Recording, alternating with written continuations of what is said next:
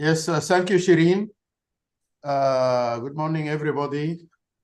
I would like to welcome you this morning to the second day of the conference. And in view of the first-time participants, our colleagues from Jordan and Tunisia, I would like to say a few things, but I would also like to avoid being repetitive. Since actually I made the presentation and opening remarks yesterday. I don't like to I don't need actually to highlight the importance of this very timely and critical research project, and also to stress the creative way of analyzing the issue of social protection from the lens of social insurance and the role of public policy, as well as the role of civil society activism in promoting the cause of social insurance as an instrument for social protection. But then at the same time, as Dr. Raji stressed yesterday, to do this in full understanding of the policy response by the actors, especially for example, the informal workers, for example, in terms of the preferences between insurance or cash transfers or direct social protection instruments. This is a very important topic, and it's really great that we are now moving in this direction, and also the dimension that takes into account, which was made very eloquently and forcefully by Her Excellency Minister Naveen Al-Ghabbaj yesterday, that social protection could no longer be taken as a separate issue from the broad development strategy towards growth and transformation, economic transformation. So this is really a very important juncture in our research, which means that we should approach these issues, the social sector, as a part and parcel of the holistic development agenda, especially in the context of the impending new emerging digital economy, and the early findings that we now know that manufacturing will continue to be an escalator for growth, but will no longer be the sector that will provide large-scale jobs and only jobs to a specific segment of the labor force. And therefore, there are a whole host of issues around this new development, including political economy, design of macroeconomic and growth policies, and certainly also issues that will be the direct concern of this conference and of this project. So let me very quickly also say that we would like to thank Dr. Saba Mubaslat, the Regional Director of Ford Foundation, and Ford Foundation for sponsoring this important initiative. The Ford Foundation, as we all know, has a long history of supporting social justice initiatives around the world, and we are honored to have them as partner in this important work. Their support has allowed us to bring together researchers, policymakers, and other stakeholders to discuss the current state of social insurance in the region and to develop new views for how to improve these systems. Finally, I would like to thank all the research teams from the 3 countries. And needless to say that the first day was focused on Egypt, and this day will cover both Tunisia and Jordan. So the principal investigators, Raji Asad, Caroline Kraft, and Irene Silvanis, deserve a lot of thanks and appreciation for their leadership and coordination, as well as the other researchers in the project. I thank all the participants, whether they are present in person or online, And I wish you all insightful discussion and engaging debate. Thank you. Thank you very much, Dr. Ibrahim, and a warm welcome to our participants online and in person. And I would like to call on Mr. Ahmed Awad to start the first session. Mr. Ahmed Awad is General Director, Phoenix Center for Economic and Informatics Studies in Amman, Jordan, and a long-standing partner with ERF. He'll be chairing and moderating the first session on the landscape of social protection in Jordan. Mr. Awad, the floor is yours.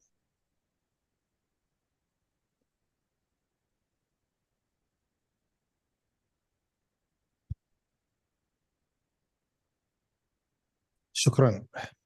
صباح الخير جميعا. شكرا بداية لفريق الERF على جهودهم الكبيرة اللي امتدت لأكثر من شهر لأجل التحضير لهذا الحدث المهم.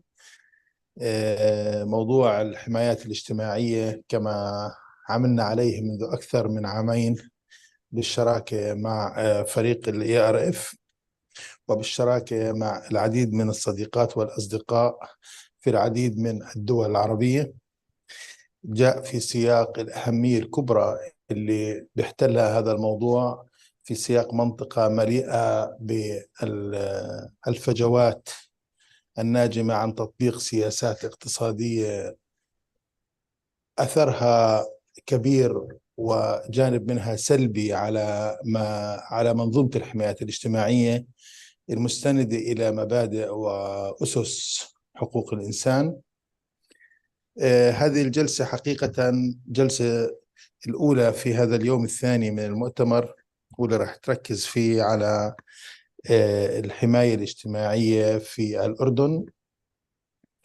وفي هذا السياق تم إعداد العديد في عام 2022 تم إعداد العديد من الدراسات وأوراق العمل وأوراق السياسات حول هذه المنظومة. الجلسة الأولى سنخصصها لمناقشة ورقة عمل تم إعدادها من قبل الدكتورة ميري قعوار والدكتورة زينة نعمة والدكتورة تمارا قول، ومتخصصة وتركز على فهم مشهد الحماية الاجتماعية في الأردن.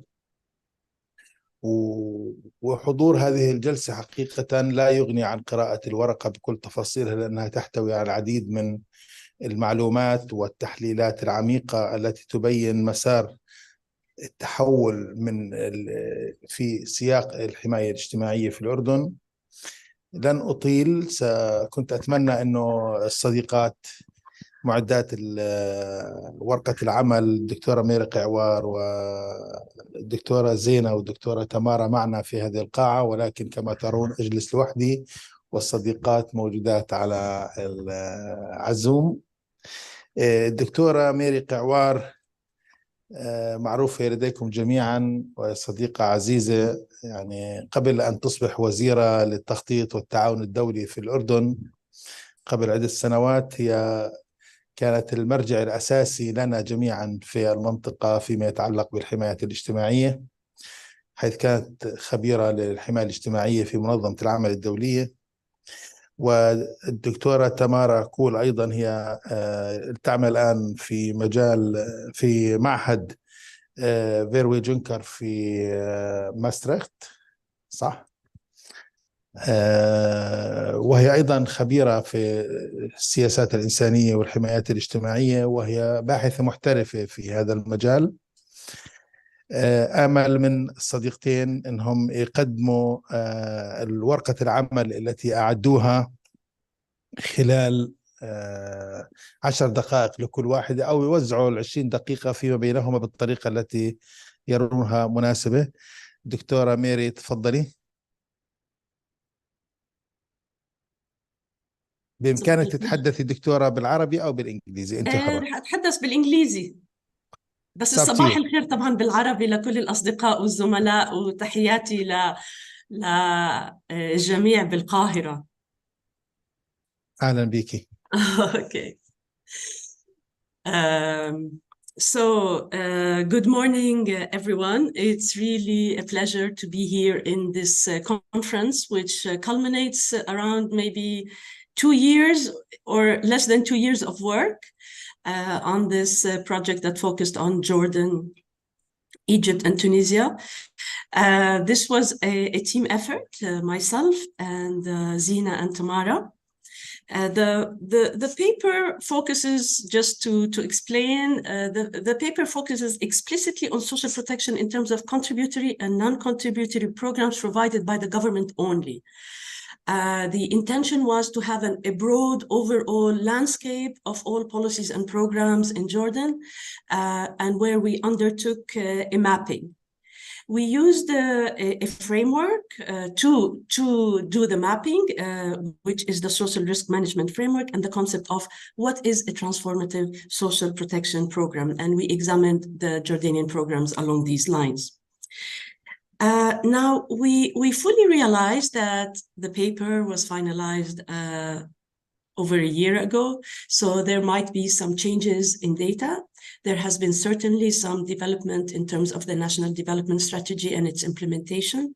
So if you like, this can be discussed later in the discussion, but we will contain the discussion today on what we actually did at the time. I will be providing right now the conceptual framework or the background on Jordan. Tamara will zoom in on the mapping exercise that we did. And finally, Zina will take over the discussion. But that does not mean that me and Tamara will not be involved in the discussion. So can we move to the slides, please?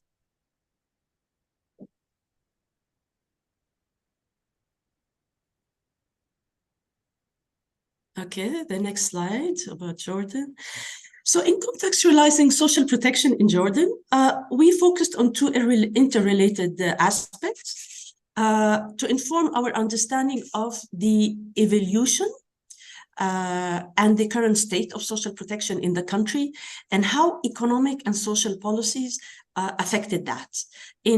Sometimes in what we call how did the existing social contract in Jordan influence social protection strategies, and actually the history of social protection progression and programs. So this was the first aspect. The second one was the need to focus on specific groups that have arguably different needs, such as women, refugees, and the disabled. Next slide, please. So basically, we try to situate social protection within the context of the fact that the need for social protection in Jordan is increasing. And how is that so? Per capita incomes have been declining. And to give you a perspective, in 2019, per capita incomes were 14% lower than the per capita incomes in 2008, according to World Bank data. So this tells us that there is a decline in per capita income. The inequality has been widening as the incomes of the top income decile is 9 times higher than the bottom decile. And so this indicates to us the huge gaps between the high earners and the low earners. As many as 15.7% of the Jordanian population are living below the poverty line, and many more are vulnerable because they're just above the poverty line.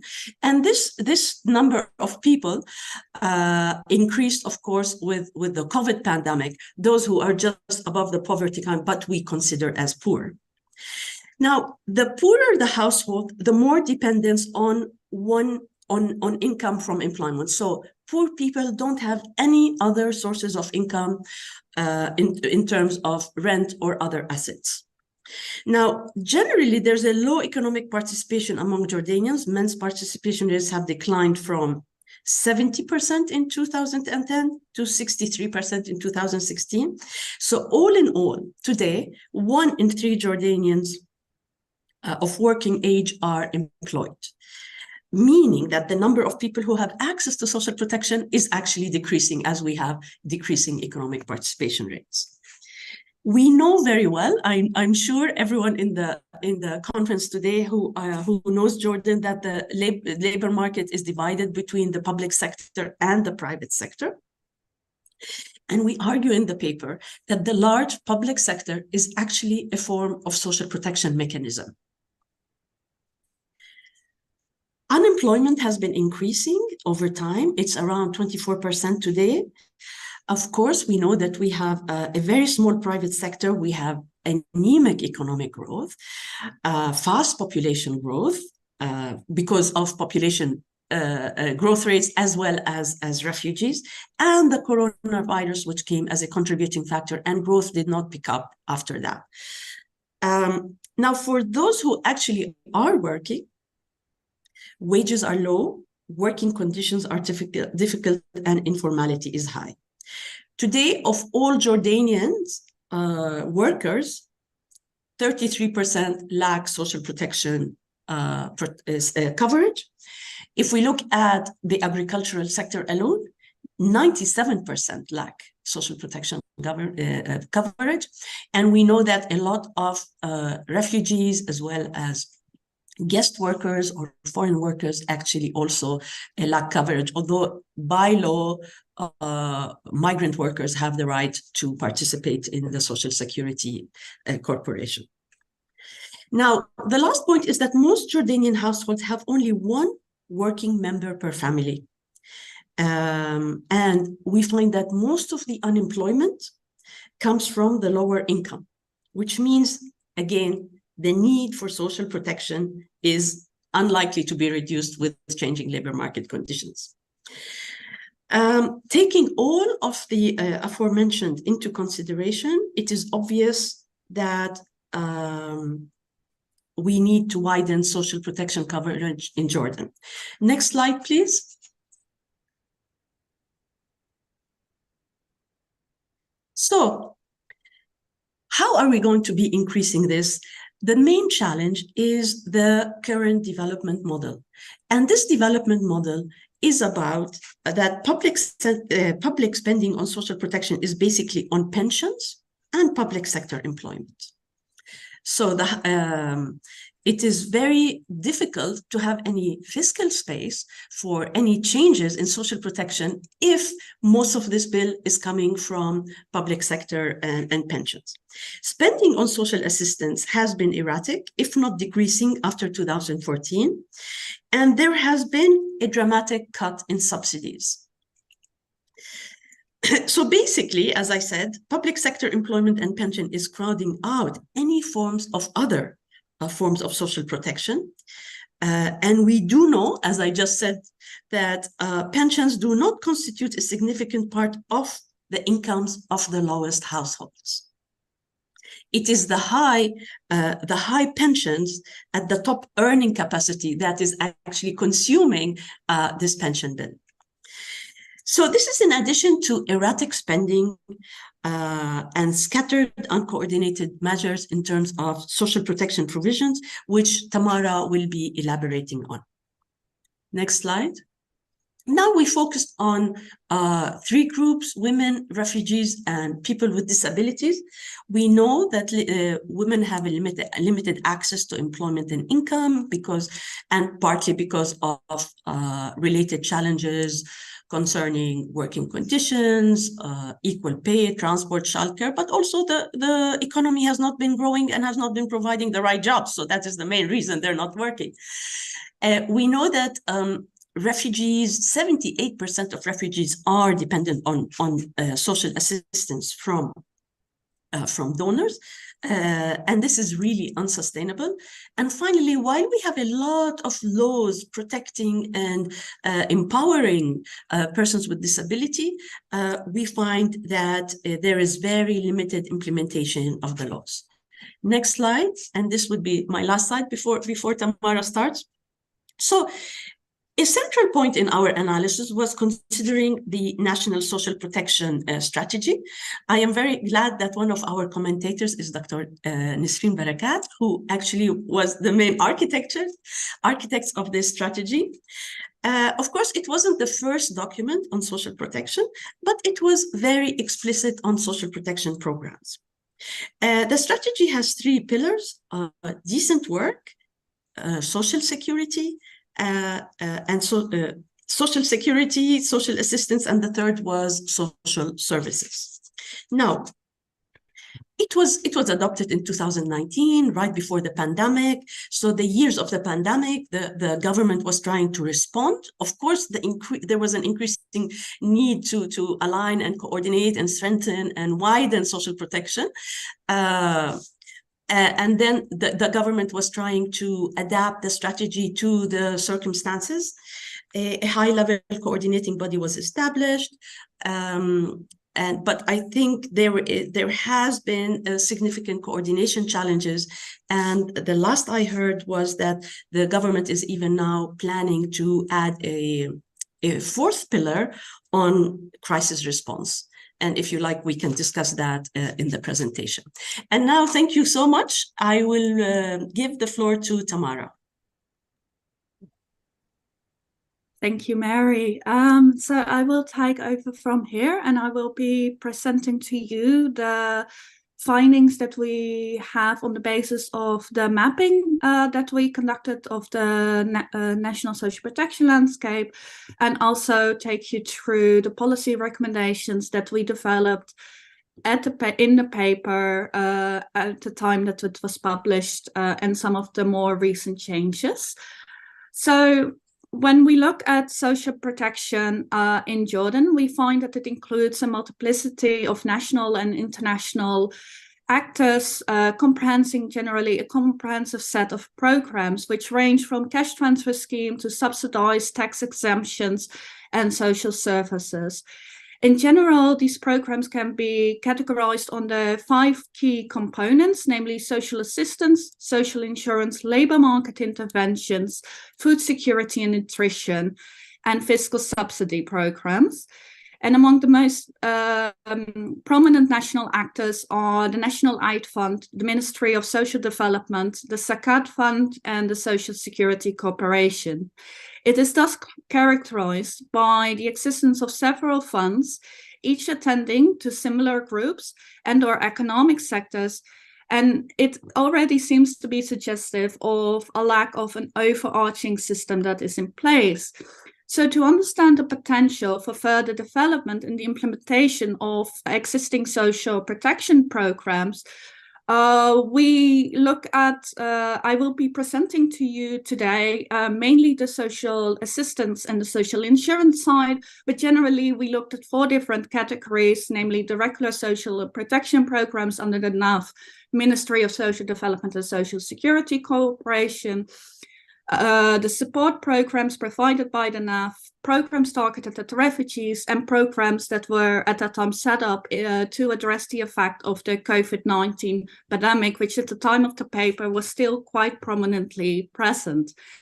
And to understand these framework, we looked at the extent to which these are contributory or non-contributory in nature.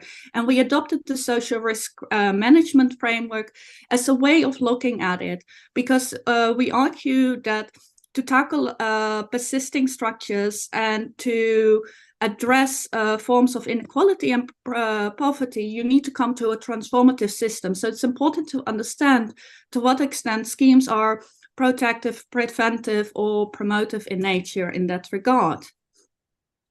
So looking at the different types of schemes on the social assistance and the social insurance side, we find the following schemes in place.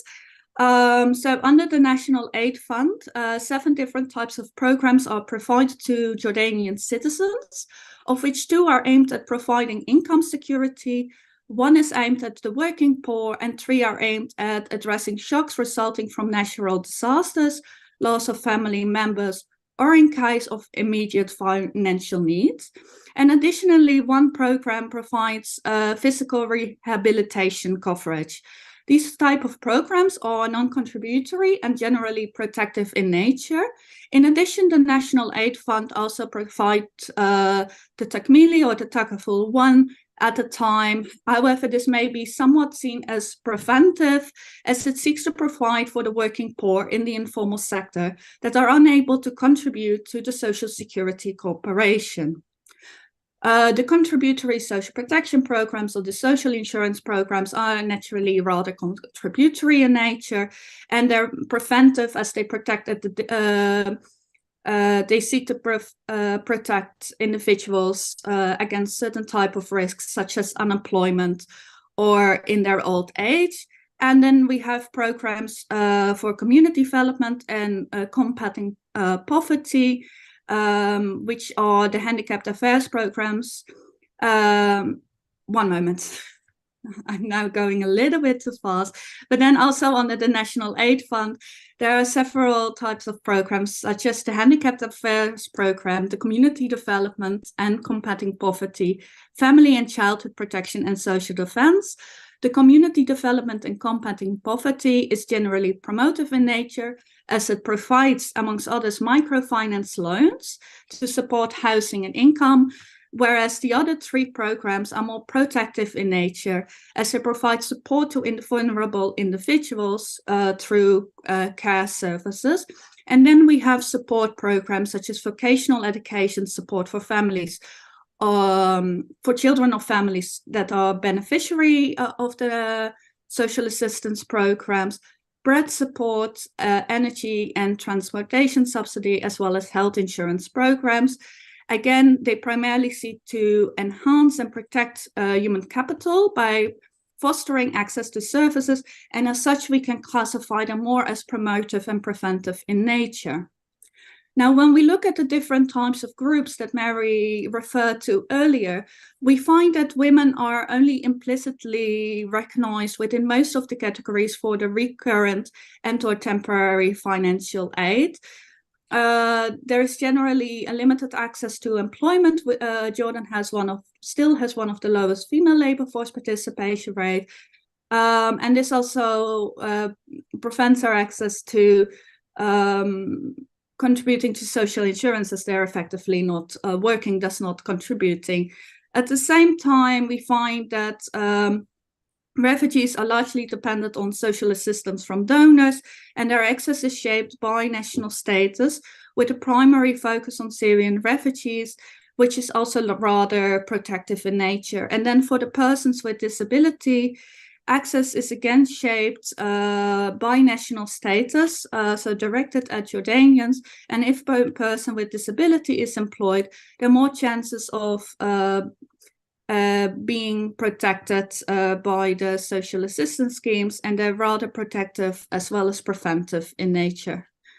Now, at the same time, I briefly would like to stand still and reflect back on the COVID response. As mentioned in the paper, at that time, we looked at the different types of schemes that were taken into that were adopted to address the effect of the COVID-19, and within that they built on the existing groundwork. Now, on the side of the social insurance, several defense orders were given and additional programs were established. Though these were contributory in nature, at the same time they were rather protective, as it aimed to cover the wage loss due to lower levels of economic activities. It allowed individuals to either cover part of their wage through their unemployment insurance, to withdraw part of their unemployment savings as support, or receive a temporary allowance if they had not met the necessary criteria, or if their employer was not part of the Social Security Corporation. Additionally, some additional efforts were undertaken on the side of social assistance, and these were rather protective in nature. A temporary program was, amongst others, set up under the takaful for the daily workers in informal settings, and later the irregular workers who did not fall under the Social Security. While social protection at the end is a vital tool to address different risks during an individual's shock, the need for protective social protection, and to a lesser extent, preventive social protection will remain the norm unless a more holistic approach is adopted that includes all relevant macroeconomic and microeconomic elements. Examining the programs established two important aspects. First, that the programs were rather unconditional transfers and protective or preventive in nature. And the only promotive programs have a link to enhance human capital are offered through either the Ministry of Social Development or through some of the support programs by the National Aid Fund. However, they continue to lack integration into the social protection framework and connection to other social protection programs. Taking a more historical perspective, implementation seems to have been rather reactive, was not followed up till the end, lacked rigorous monitoring, and the results of evaluations, if carried out, were not fully utilized in follow-up efforts. Nonetheless, the Jordan National Social Protection Strategy can provide a springboard for transformative initiatives and reforms, and that requires two foundations: an effective implementation modality that has the necessary political will and technical capacity, outlining different elements such as highlighted in the presentation, and a detailed fiscal space analysis to establish a social protection floor. Now, to come to a social protection system that is prepared to tackle social risks in ways beyond coping and mitigation, and that moves into more preventive, transformative, fiscally sustainable approaches, Jordan should focus on strengthening the socio-economic and fiscal situation. Firstly, this would require prudent macroeconomic management to contain and reduce the deficits and debt while investing in social returns that contribute to alleviating poverty and vulnerability. In parallel, Jordan should aim to increase the ability and resilience of households to cope with crises by decreasing unemployment and increasing job creation. An integrating approach building on both strengthening the social protection and strengthening of the socio-economic and fiscal situation has the potential to come to a more transformative system. Now, we would like to account that since its publication of the paper, strides have been taken and several developments have also been taken place. Within the social protection landscape, we find that the coverage for social insurance has, amongst others, expanded by mandating social insurance contribution for self-employed workers in agriculture, construction, transport, tourism, public service and maintenance, and art and media sectors under Regulation number 108 adopted in 2020. And in addition, efforts were made to include the informal workers through, amongst others, the SDDAMA. Additionally, efforts were undertaken to improve the targeting at the national aid funds, and a social protection coordination unit was adopted at the Ministry of Social Development in the April 2021 to ensure comprehensive coordination of the implementation of the National Social Protection Strategy. Similarly, a midterm review is underway of the social protection strategy, where a new cross-cutting pillar focusing on shock-responsive social protection has been announced. However, the challenge remains the limited number of promotive programs, thus running the risk of maintaining focus on preventive and protective programs and reiterating existing pitfalls if not addressed sufficiently and looking at the underlying system. And with that, I would like to conclude our presentation, and I thank you for your time, and I give the floor back to Mahmoud. Thank you.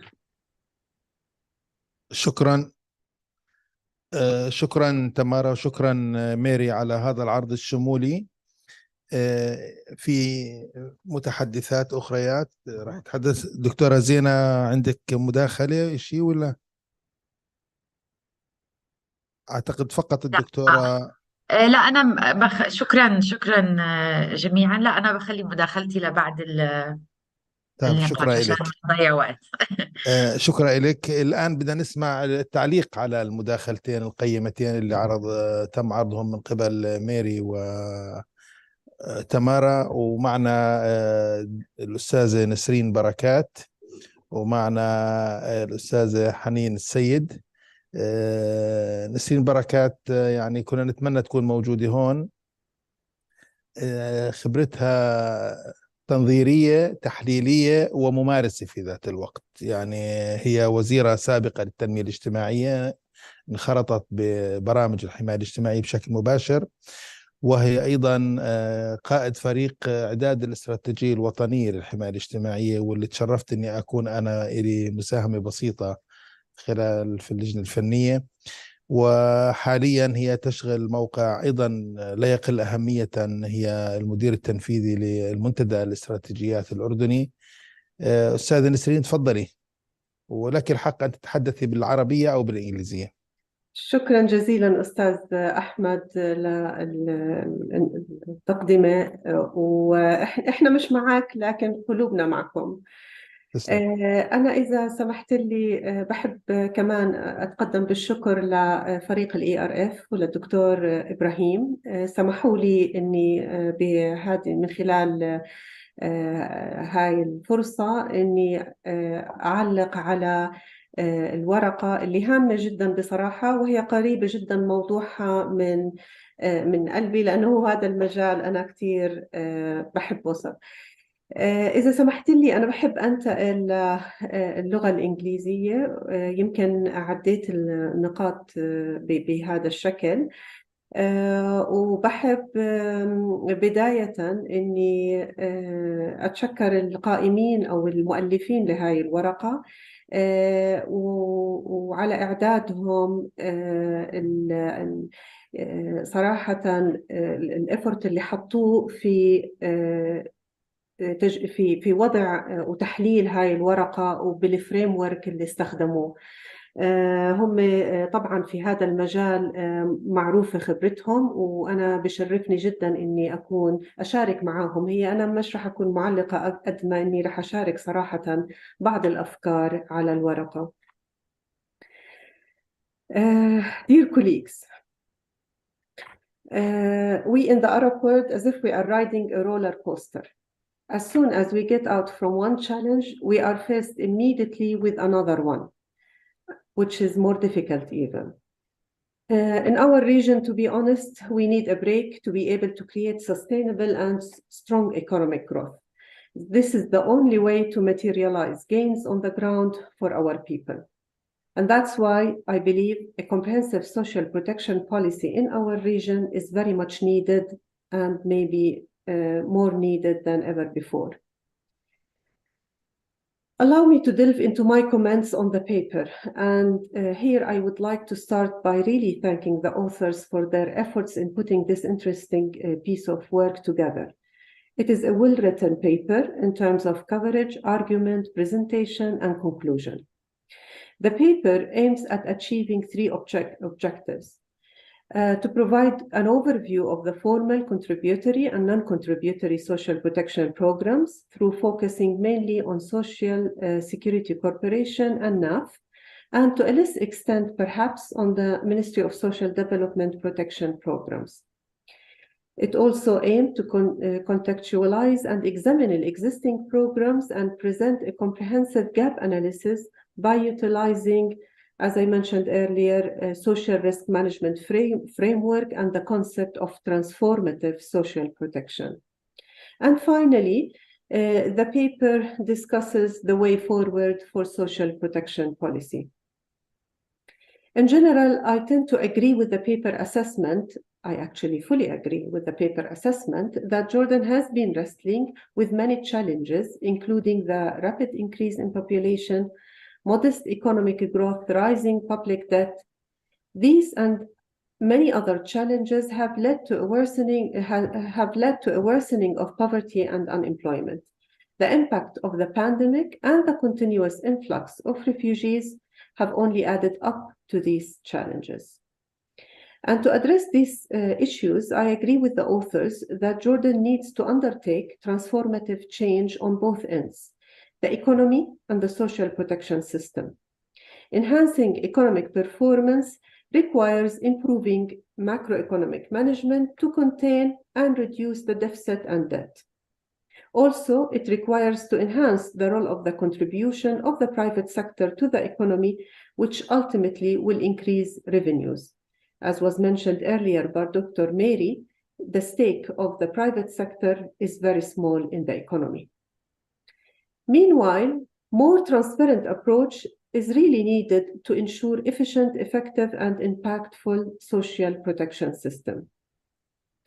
It is also true that in designing social protection programs, we need to combine development and humanitarian objectives in order to reduce benefit dependency and increase the contribution of the human capital of citizens to economic growth, while reducing the need for fiscal outlays.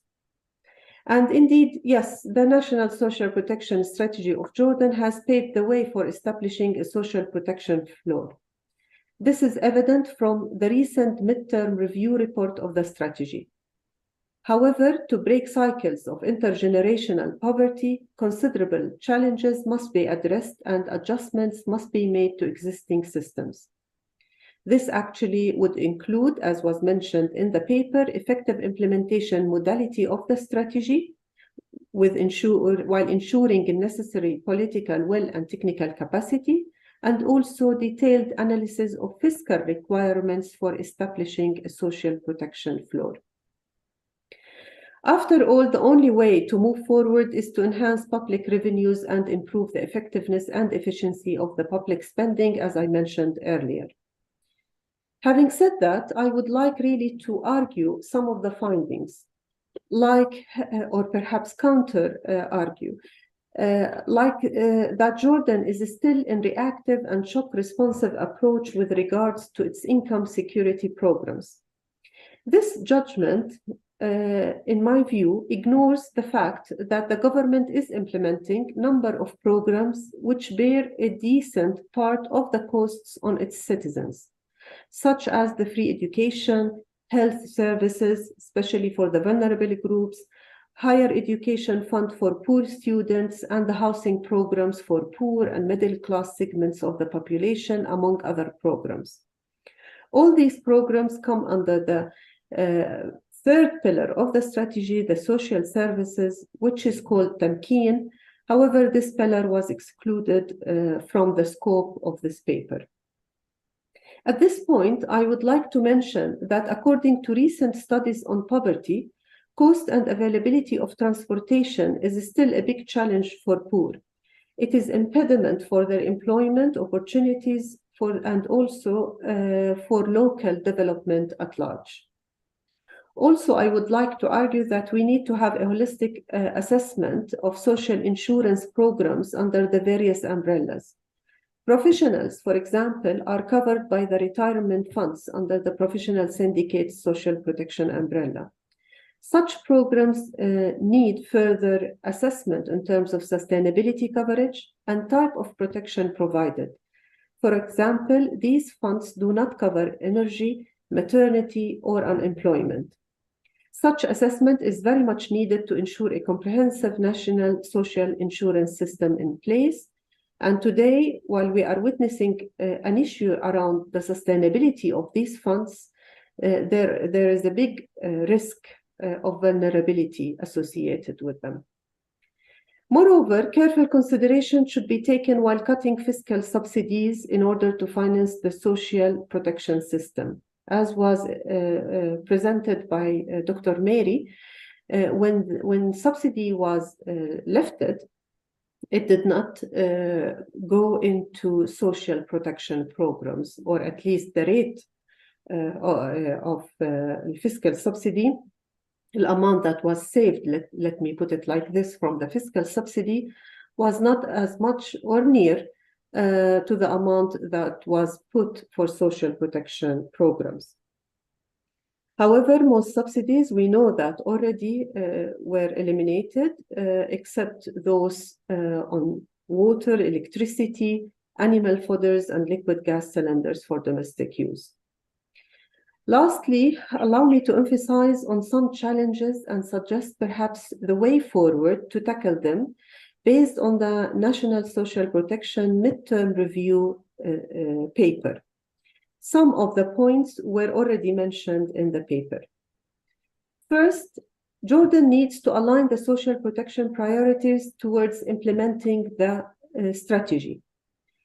As also was mentioned earlier by my colleagues, the COVID-19 crisis has reshuffled priorities away from the strategy implementation towards the emergency response.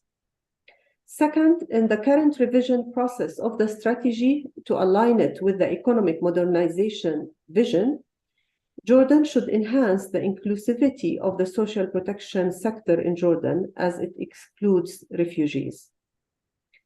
Thirdly, due to lack of institutional capacity, coupled with the lack of financing to increase this capacity, Jordan as well needs to support existing institutions through targeted financing and to enhance the effectiveness of the strategy implementation.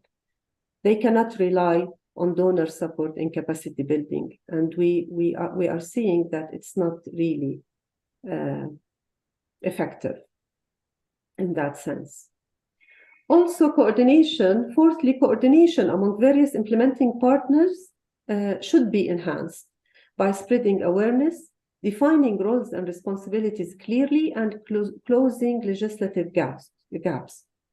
Some legislative complexity still exists in some sectors, and that makes it more difficult to implement some of the actions that were stated in the strategy. Also, developing adequate monitoring and evaluation system at stakeholder institution and an e-platform perhaps system on which all studies and information on social protection to be stored and accessed.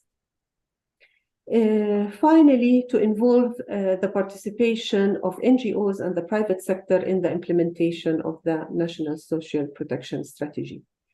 These recommendations, as I mentioned earlier, they came as the general direct way forward for the social protection system in Jordan based on the midterm review. And as you can see, they align to a certain extent with a number of recommendations that were mentioned by the paper. Finally, I would like to reiterate that poverty and vulnerability will not be reduced unless economic growth is inclusive and sustainable through the promotion of productive and equitable labor markets. Protective social protection measures will remain the norm, I agree, unless a more holistic approach is adopted that includes all the relevant macroeconomic and microeconomic elements. Hence, Jordan should continue developing its social protection system to tackle social risks in ways beyond coping and mitigation and move into more preventive and transformative approaches that are fiscally sustainable. Maybe I would like to see the strategy shifted into a policy paper or a policy direction, not only at the national level, that will guide all institutions working within the context of social protection. Thank you so much, Ahmed, and many thanks again goes to Mary, Zaina, and Tamara. Thank you.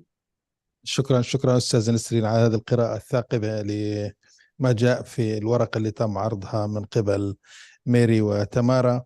بدنا ننتقل الآن لدكتورة حنين السيد، أيضا وحنين السيد ذات خبرة طويلة في مجالات التنمية والبنك الدولي ومجالات التنمية المختلفة حقيقة، بما فيها قضايا الحماية الاجتماعية، وهي حاليا تعمل في مركز كارنيجي الشرق الأوسط في بيروت.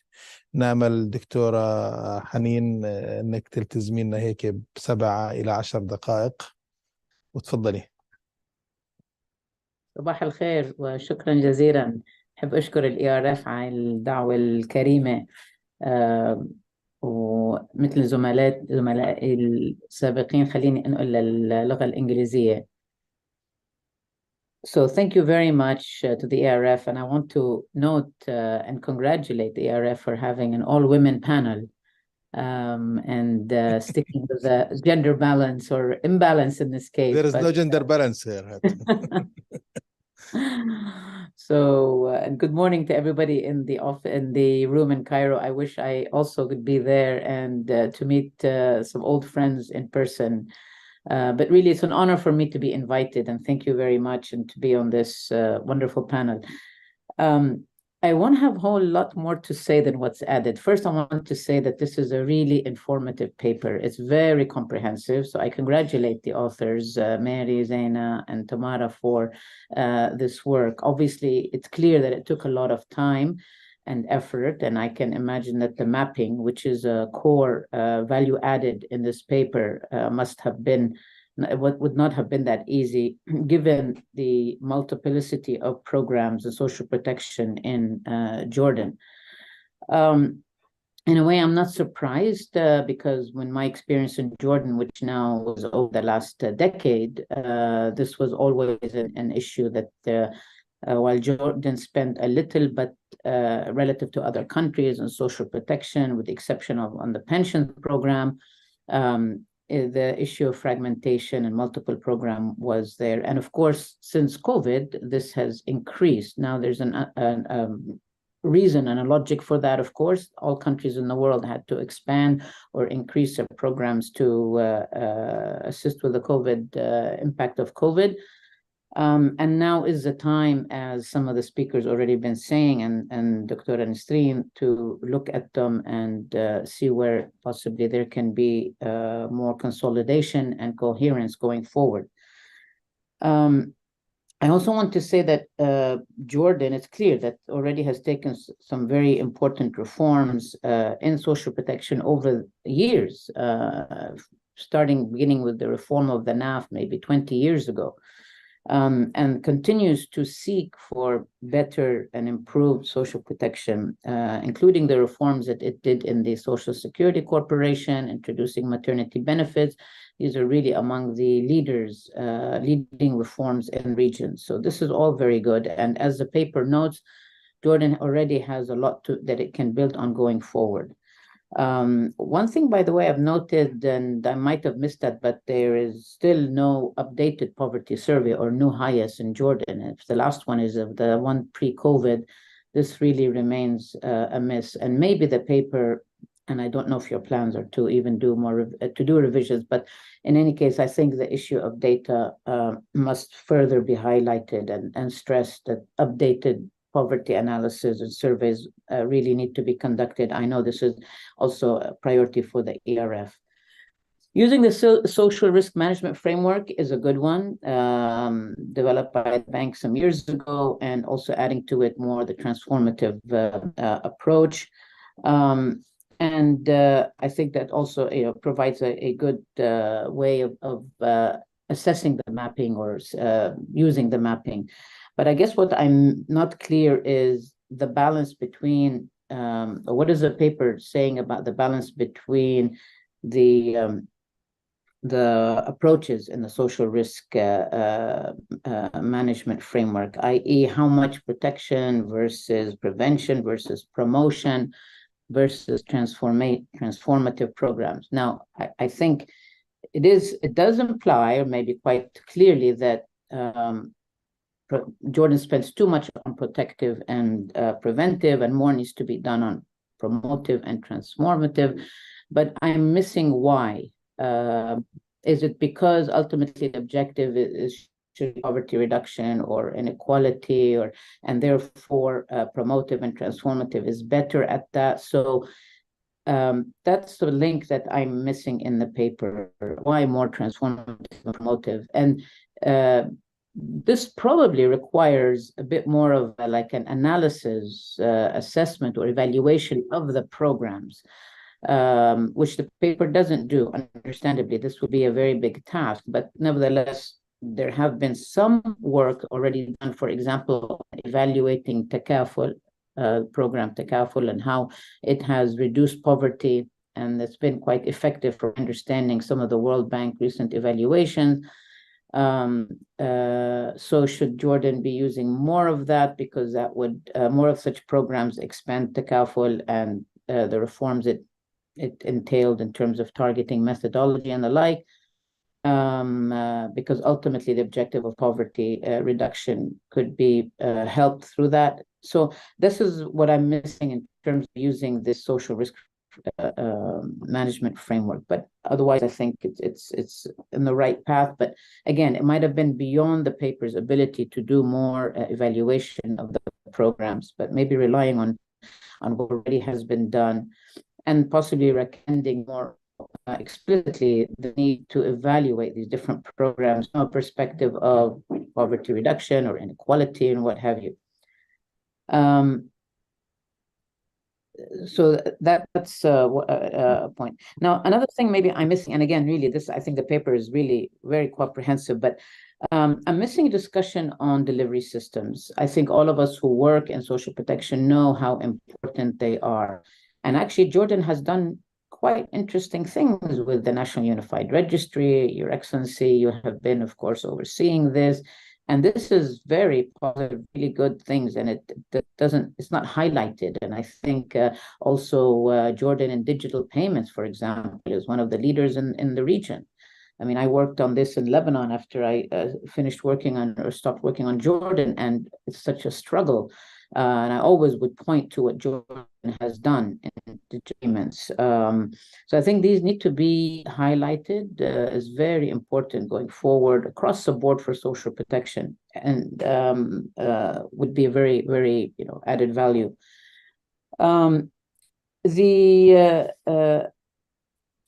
Now coming to more of the issues on the labor markets and that. So I agree. I mean, Jordan has had this endemic issue on the labor markets distortions. Many of the participants in the conference, and Ragi and others, have written a lot about this. And this is where it comes to social protection. How can this really be addressed? I think one thing Jordan has worked on is an economic empowerment strategy, which looks really at productive inclusion, productive economic inclusions, especially for linking social assistance beneficiaries to programs of productive economic inclusion. I wonder if more could be said on that. There is international experience that such programs have worked.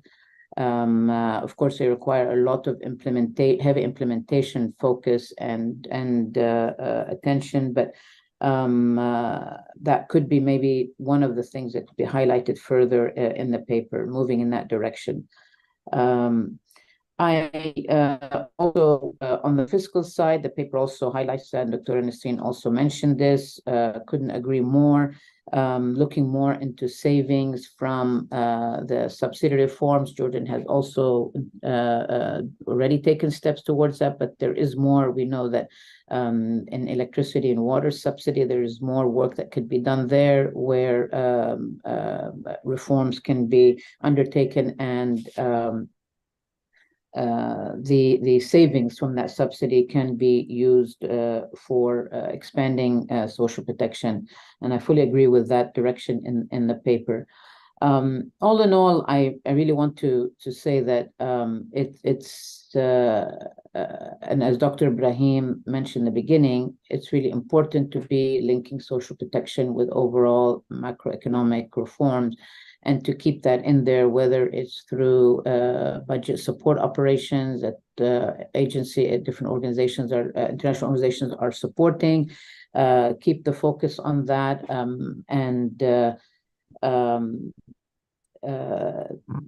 and more can be done in this regard in Jordan. And the other big focus really is on the implementation. I think any of us who've worked on Jordan realize that with the many strategies, the coordination units that it sets up, the qualified teams often, but somehow the focus on implementation gets lost along the way. There's initial effort, and then it's not picked up. And in the end, most of these programs, they can only be as good as their implementation. So let me stop here and say once again, this has been very a pleasure to read the paper, to see this good work being done, and to congratulate everybody who's involved in this. Thank you. Thank you. شكرا دكتورة حنين. يعني استمعنا لعرضين مكثفين وتعليقين أيضا مكثفين فيهم الكثير من القضايا اللي ممكن يدور حولها نقاش طويل. احنا معنا تقريبا 15 دقيقة للنقاش. بأمل من يرغبون بتقديم مداخلات. ممكن بس أعمل مداخلة صغيرة قبل الأسئلة سريعة. زين، تفضلي. أوكي. بس يا ريت تكون أنا مقتضبة على أساس يكون في نقاش. على راسي حاضر. أنا كمان رح أعمل النقل للإنجليزي بما إنه الحديث والورقة كانت في اللغة الإنجليزية. I would like to first start by thanking again, as my colleagues did, ERF, and in particular Ragi, Caroline, and Irina, because I think one of the biggest gains of this project, which doesn't come out in the paper, is actually for bringing a lot of the researchers together, where we actually are continuing a lot of the work based on that in different venues, whether it is in Jordan or in the later papers when we talk about Tunisia and Egypt.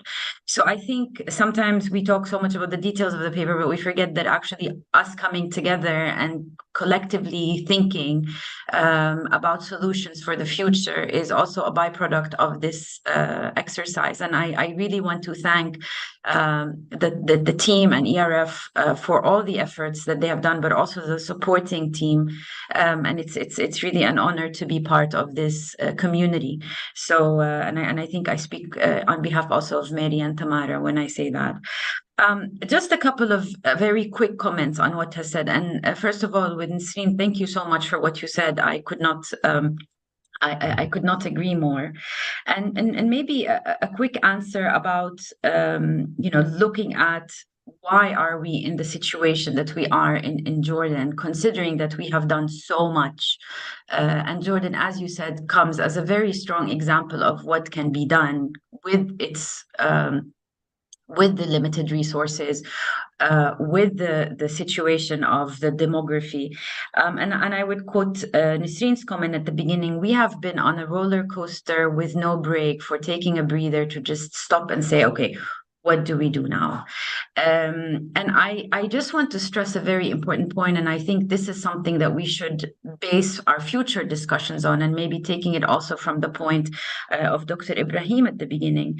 It is very important for us to think about growth and the labor market, but it is also very important for us to think about being creative in a homegrown type of way. What I mean is that yesterday there was this question in the session about social protection and what are we meaning by social security and social insurance and social services.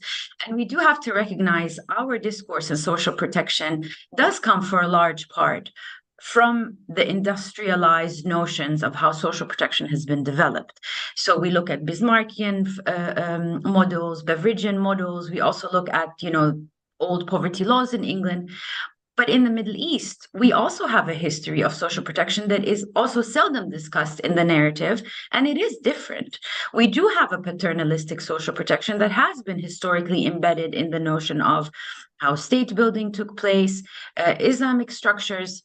We see in a lot of countries, the zakat funds are so crucial, even though they don't fit totally within the story of how we present social protection.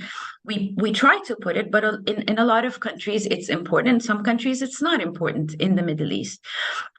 So I also think that we, as scholars from the region, need to also debate amongst ourselves, how do we fit totally into that notion of how we break down social protection in its variety of pillars. I think the strategy of Jordan is a very good example of how we start that. And if I talk to different colleagues from different countries and who are not familiar with the strategy, even on a governmental level, they're like, oh, this is really great. We can also build on that. And so that actually would be a very important call that I would like to make, that we have a lot of information, and sometimes the solutions are much more in our backyard, as we say, but we do need a small break, because and here my last comment to the question that Dr. Haneen raised about the percentages and why are we always on, how do we compare? Is it a design issue where we are always on this protective notion? No, it is, I think, because we are always in a shock responsive mode to things that are happening, and it has not stopped. Even, I mean, I think World Bank has just also published recently that globally we are depending much more in social protection on these sort of protective measures, specifically of cash assistance, and that is rising not just in the Middle East but also in all over the world because of the situations that we see. So I will stop my comments here, but I want to thank also Dr. Nisreen and Dr. Haneen for their comments, which are extremely valuable. And if we take this paper to the next level, definitely we would like to incorporate. So I will stop here. شكرا دكتورة زينة. في عنا من دكتور إبراهيم حاب يعمل تعليق أو استفسار أو إضافة، تفضل. شكرا. Thank you very much, Mr. Chairman. Yes, I just wanted to chip in, motivated actually by the wonderful presentation by Dr. Mari, Dr. Tamara, and the commentaries from Dr. Nisreen and Dr. Haneen and Dr. Zina. This is really a great panel which serves so many purposes. Actually, very informative panel and also very gender balanced, so much so that it's actually balanced on the extreme side. But we are very happy really to be introduced to the issue, which I think is very important. And some of the buzzwords like, roller coaster, as Dr. Nisreen mentioned, and that social protection is being reactive and susceptible to shocks. I think, kind of motivated me to think about the fiscal space and what really determines the fiscal, the capacity of the fiscal or the buoyancy of the fiscal space, both from the external side and the internal side. I think it's really a big issue. And we can think about fiscal rules, structural fiscal policy. There are countries like Norway and Chile and Singapore and many, many other countries who have actually introduced fiscal rules. And these fiscal rules actually entails so many aspects. One of them is that, for example, for the case of Chile, is that assessing the potential of the economy in terms of growth and in terms of the capacity to raise revenue is not only done by the Ministry of Finance and the government. There are two independent panels. A panel of economists, professional academic economists, and a panel of business people. And both panels actually come up with suggestions that are independent, not subject to the government, and the government has to take them into account in the assessment of the next budget or the next projections and so on. And this created some sort of an anchor to the assessment of the government. There is also the question of political economy. For the middle income countries of the region, the fiscal effort is actually appallingly low. But this requires giving a space to the private sector, as Dr. Mary stressed. And also, so the private sector has to have a space, compared to public entities and public SOEs and so on. But then also services. The middle class in our countries believe that they are the only one paying taxes, but they are not receiving services, especially in the social sector, in education and health. So the quality of the government public services are a very important issue here. In addition, of course, obviously also, recently the Development Economic Department of the UN has issued a very important report, revitalizing or boosting SDGs, and they found that actually a large number of countries pay more than 20% of the budget in debt service. And so there is a very important, aspect here about the impact of debt and the external factors. But I think ultimately, what we really need is to protect the fiscal space and to enhance the fiscal space and to use, the social protection and as one of the key priority sectors. And this would require commitment by our governments to fiscal rules, that actually discretionary fiscal policy is no longer an effective tool, a macroeconomic tool. And I think this is one area whereby macroeconomic policy, I think, becomes part and parcel of the social protection agenda. Thank you very much. Thank you, Dr. Ibrahim.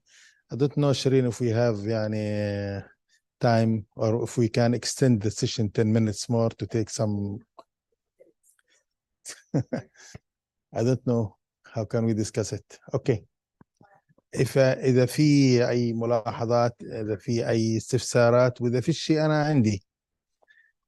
I maybe just make a comment on Dr. Ibrahim's point, because I think it's. We have 4 minutes. You can take it. I will just say one minute.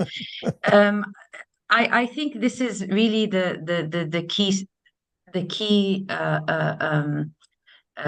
issue at the moment. I think the fiscal space and trying to hinge it with the expanding debt, and also the idea of financing through development assistance of existing programs that are supposed to be sustainable, is a very, very urgent issue, not just in Jordan, but in a lot of other countries. And I think the point of including the private sector is imperative for the region. And I think that's why I'm really glad that Dr. Nasreen is joining us, because I do think in Jordan's case, that is something that, I mean, to have somebody whose heart is in social protection and is working on this public-private partnership, I think really that's the way to go. And we are also looking forward to work further to strengthen that.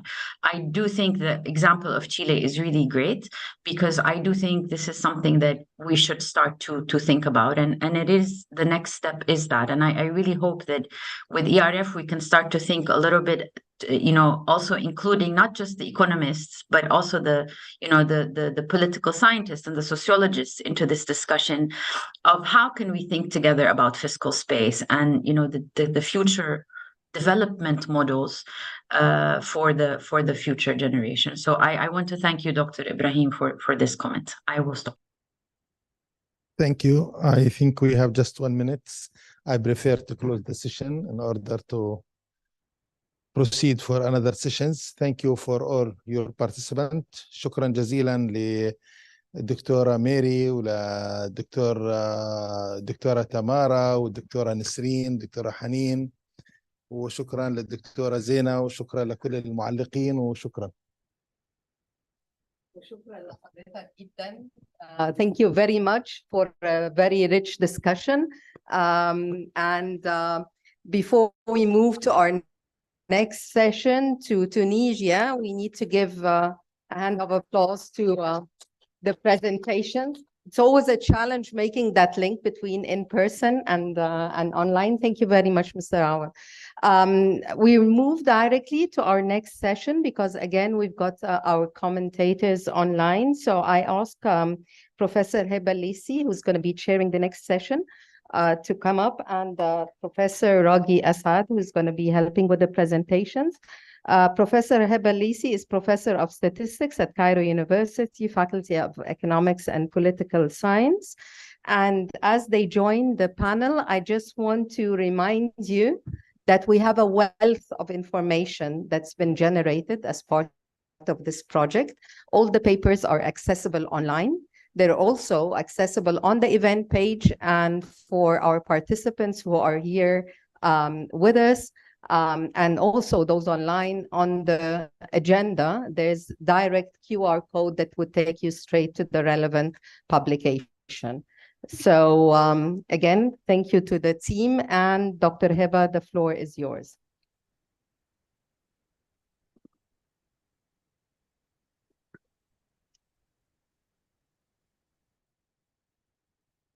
Good morning, everybody. It is my pleasure to have a very important session here, but I'd like first to thank ERF for inviting me for chairing this session. The title of this session is Landscape of Social Protection in Tunisia. Unfortunately, none of the authors are here to present their paper. So Dr. Raghi kindly volunteered to present the findings of the paper. So please go ahead. You have 20 minutes to present the paper, and then we'll go to the discussions.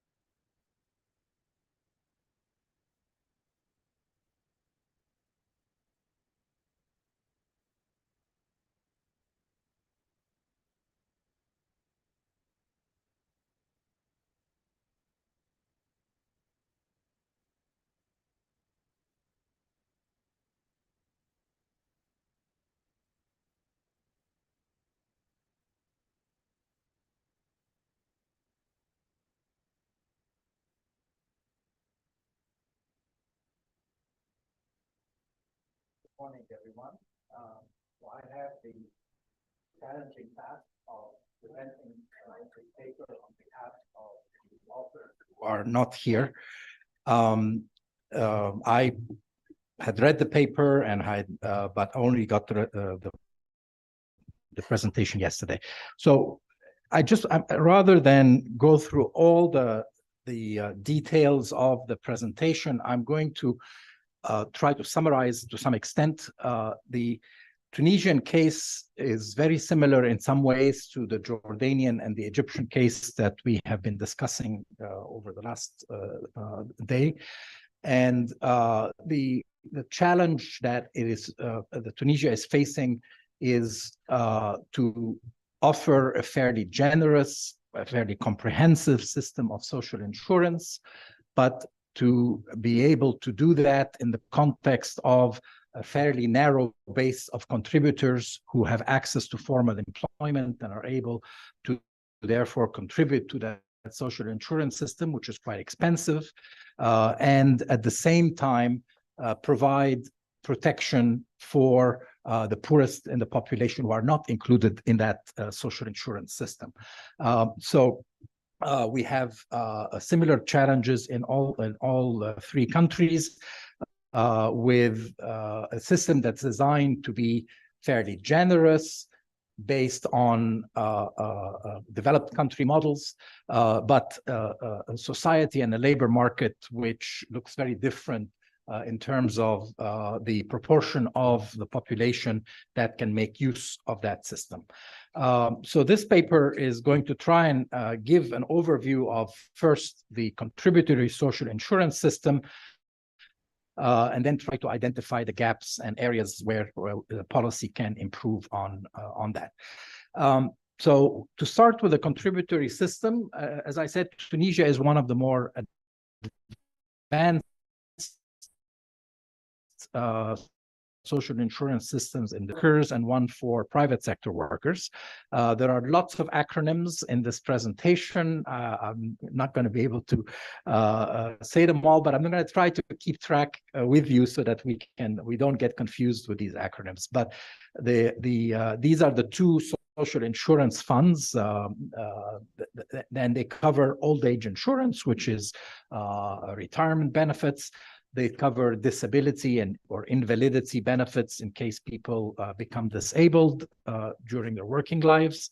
But the Tunisian system, at least unlike the Egyptian one, has a built-in health insurance. And so they cover sickness and also work injuries and occupational diseases or occupational health issues.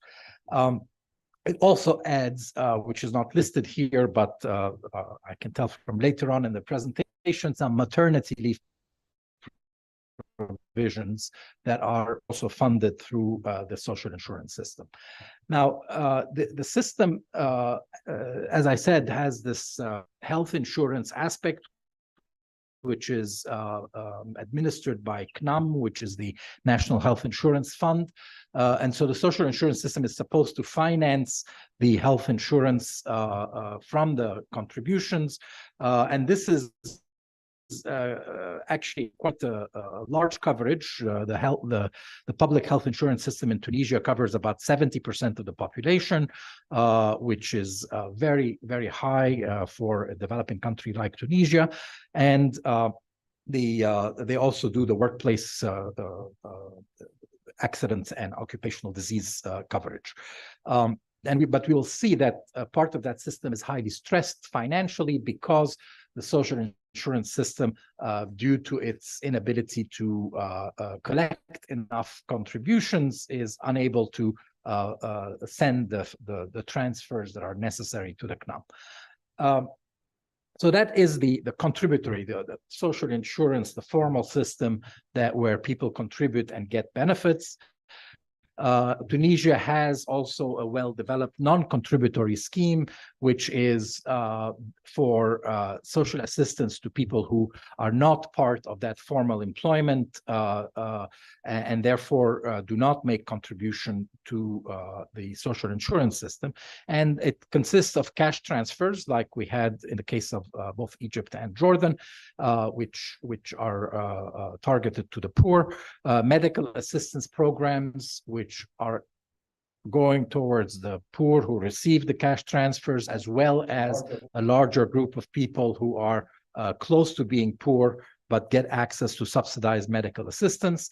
And then there is the more generally or untargeted energy and food subsidy programs, which are an important part of the social assistance system, but which are a part that is where the government is trying to reduce those over time and focus more on the targeted parts of the system. So as I said, there are a number of acronyms. In this case, PNAFIN is the cash transfer program, which is targeted to the very poorest families.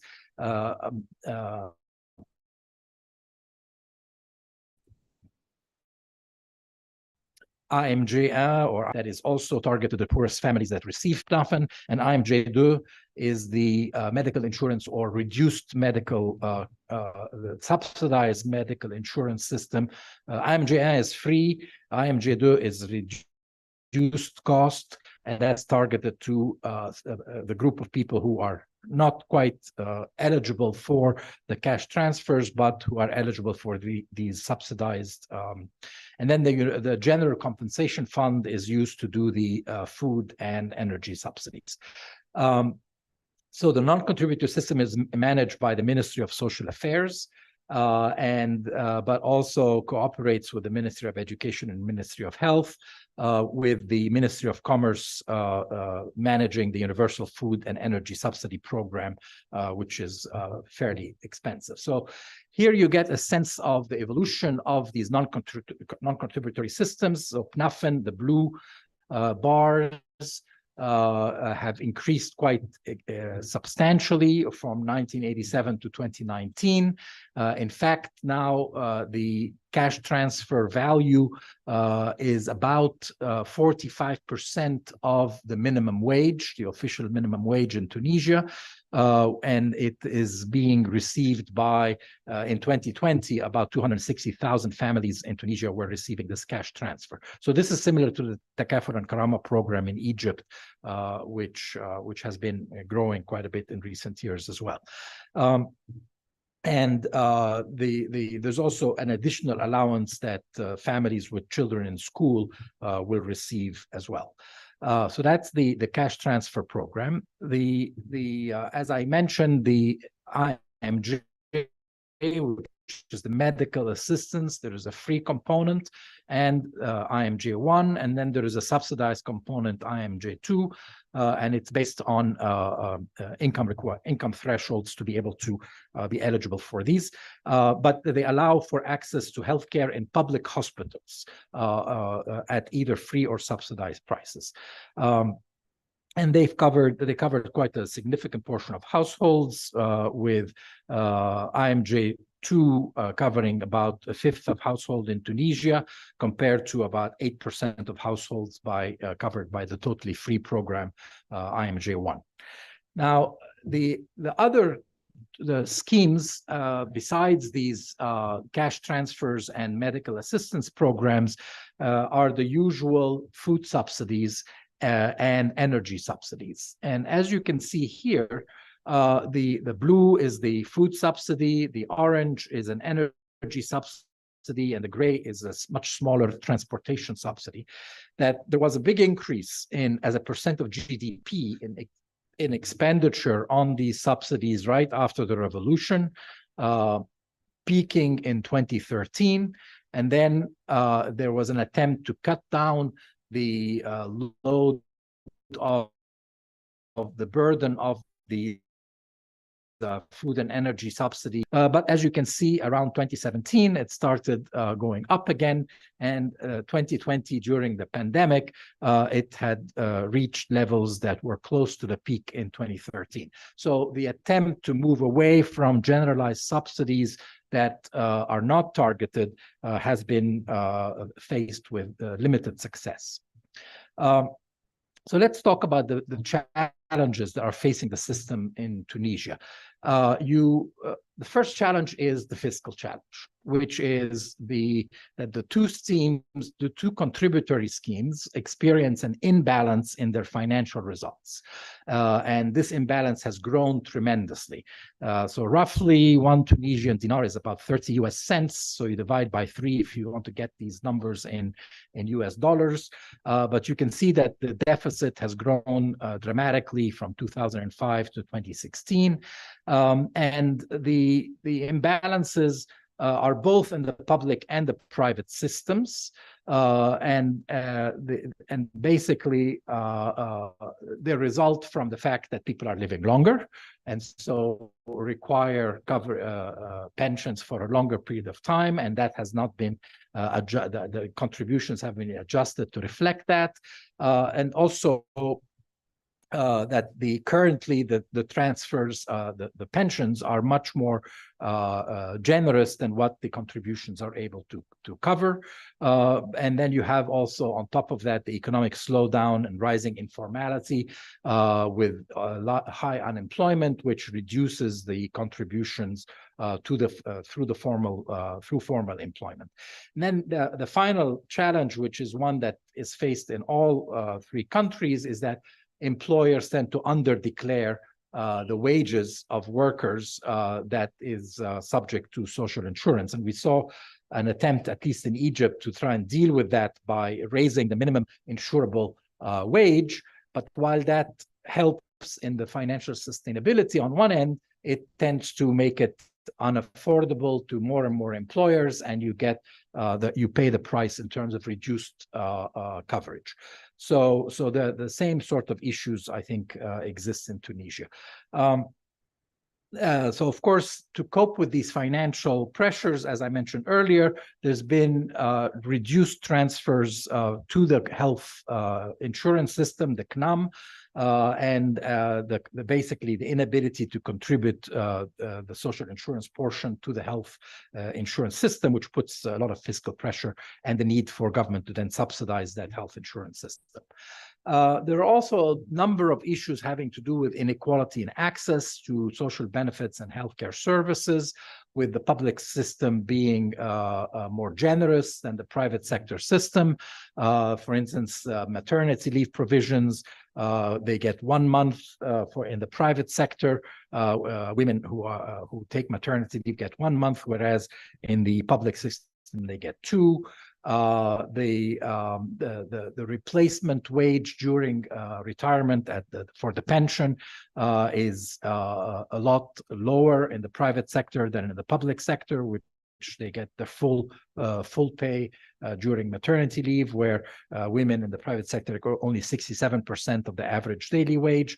And then, of course, women in the agricultural sector get even less. They get 50% of the agricultural minimum wage, which is the SMAG. And of course, there is inequality in distribution of medical services across regions in Tunisia, with not having adequate public health services in the interior, for example. There's also a problem with the non-contributory system, which is the PNAFN, the IMJ1 and IMJ2, that they are badly targeted. And the authors have done an analysis of the targeting, showing that many people who should be eligible are excluded from access. 61.9% of poor families and 53% of families living below the extreme poverty line do not get IMJ2, for example, and also that only 37%, there's exclusion errors, but there's also inclusion errors, in the sense that a lot of non-poor families have access to the PNAF and cash transfer programs. So poor targeting creates errors in both directions.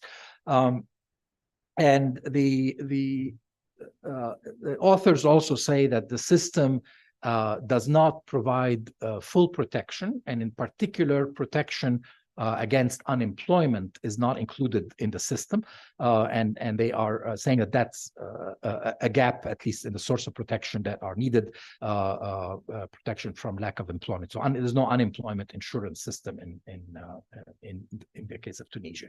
So the recommendations, of course, are drawing from these limitations that they have identified.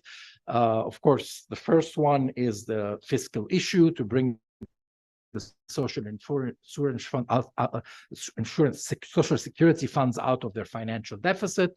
And here the authors are suggesting instead of having the contributions shared by employers and employees, but to bring in the government as a third party to subsidize contributions and fund that through consumption taxes, and particularly taxes on what are called sin taxes, cigarettes, alcohol, pollution, etc.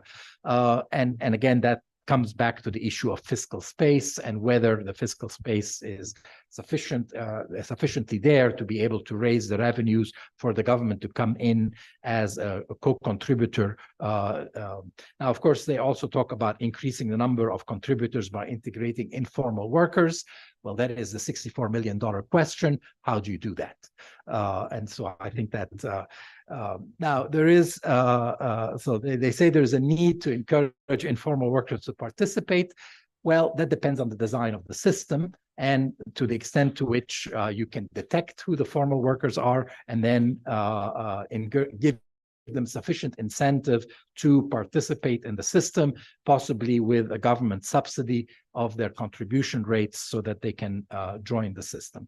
And then they're talking about reducing the benefits of informality by limiting the incentives to join the non-contributory system. The same issue we found in Egypt, where people are leaving the formal contributory system in order to become eligible for the social assistance system and the cash transfer, because often the cash transfer says you're not eligible if you have formal social insurance. So that's kind of the trade-off between the two. And then, of course, there is the need for improving governance of the National Social Security Fund to make sure that you're collecting the right contributions and people are making contributions on a regular basis. So they are suggesting also adding a separate benefit, which is job loss insurance and unemployment insurance system. Of course, how to finance that is not being discussed in the paper, but to cover at least employees that may made redundant from formal jobs due to economic or technical reasons. But also in Tunisia, there's a big problem of graduates taking a long time to transition to work. And in this case, they are recommending a graduate unemployment insurance program. And the big organizations representing workers, the UGTT, and also an organization for workers' rights, propose that there should be a human rights-based approach to social protection in Tunisia, and that women who are not necessarily in the labor force, as well as undocumented migrant, be considered in social protection laws. They are also saying that the inequalities in access to healthcare across regions. We know Tunisia, there's a lot of regional disparity in terms of development, but also in terms of government services. And then finally, the need to adapt the social insurance system to the evolutions in the world of work in the form of new forms of work, gig work, digital economy, remote working, and other non-standard forms of employment, which the social insurance system has not yet adapted to. In response to the problems with the targeting system, they think there should be a completely new targeting approach that is based on better evidence from surveys and other scientific ways to reduce inclusion and exclusion errors in targeting. There's also same thing that Dr. Haneen Said talked about, the delivery mechanism to improve the databases by which the government is able to see who is in need of targeting, and this is the unique database held by the Ministry of Social Affairs. Currently, they say the completion rate for that database is 50%. That was at the end of 2020. So all of the governments are working on these registries of their citizens, and including who is eligible and who's not to various programs. And of course, the other implementation challenges have to do with difficulties encountered in the field by the social workers themselves, and the need to professionalize that workforce and increase their training. And then finally, the need to review the food and energy subsidies, which are a big chunk of the budget, and basically reduce gradually the list of products that are subject to these subsidies and convert those to direct transfers, cash transfers that are targeted instead of the generalized subsidies. And there's also additional calls for expanding coverage to reach more vulnerable groups, such as people and women in rural areas, as well as fragile populations such as undocumented immigrants, etc. And the final point, I believe, is about providing different ways of accessing vulnerable populations through, for example, school lunch programs to reach children in school, and as a way of getting directly at undernutrition for children. Just to I mean, I try to do my best. I'm sure the authors would have done a much better job presenting this paper, but thank you very much for your attention.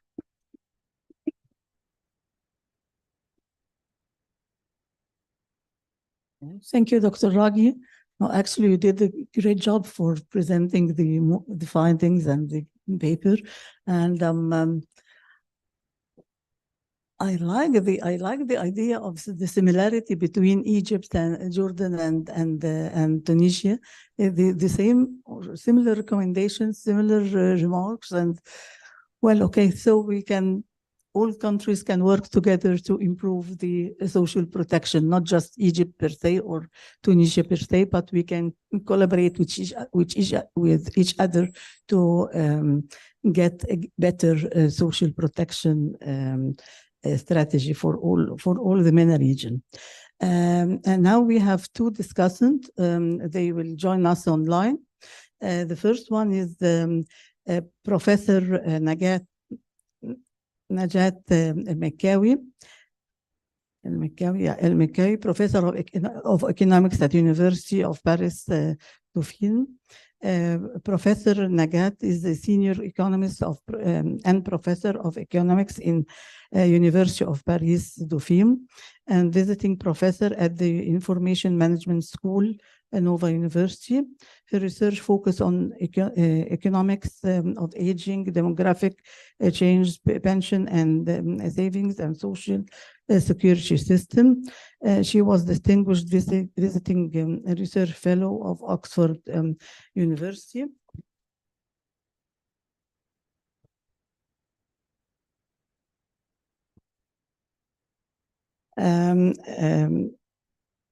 She has several papers and research with World Bank, ESCO, and Morocco.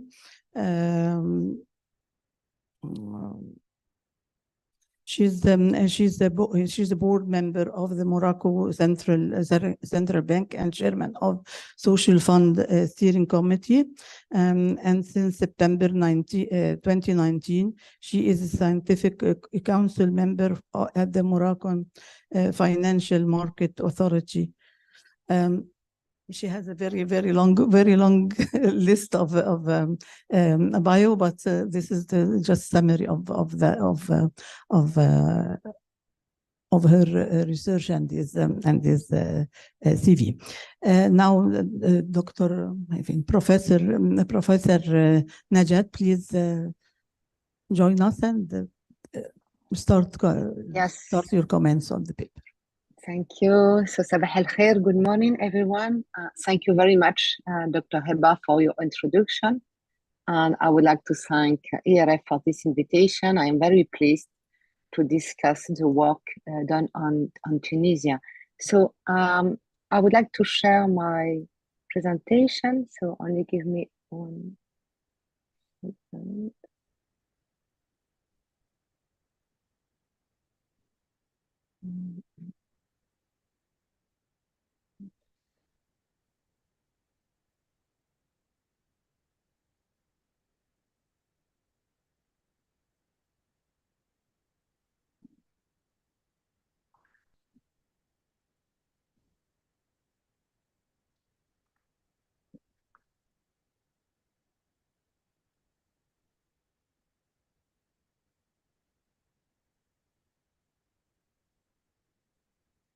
Do you see the presentation?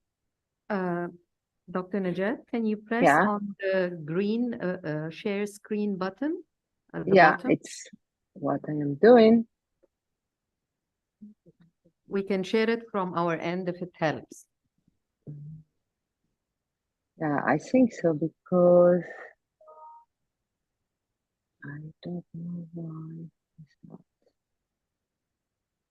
We'll share from our end. Yeah, I think it's better, because my computer is asking about a new version of Zoom, and I think it's okay. So please, share it.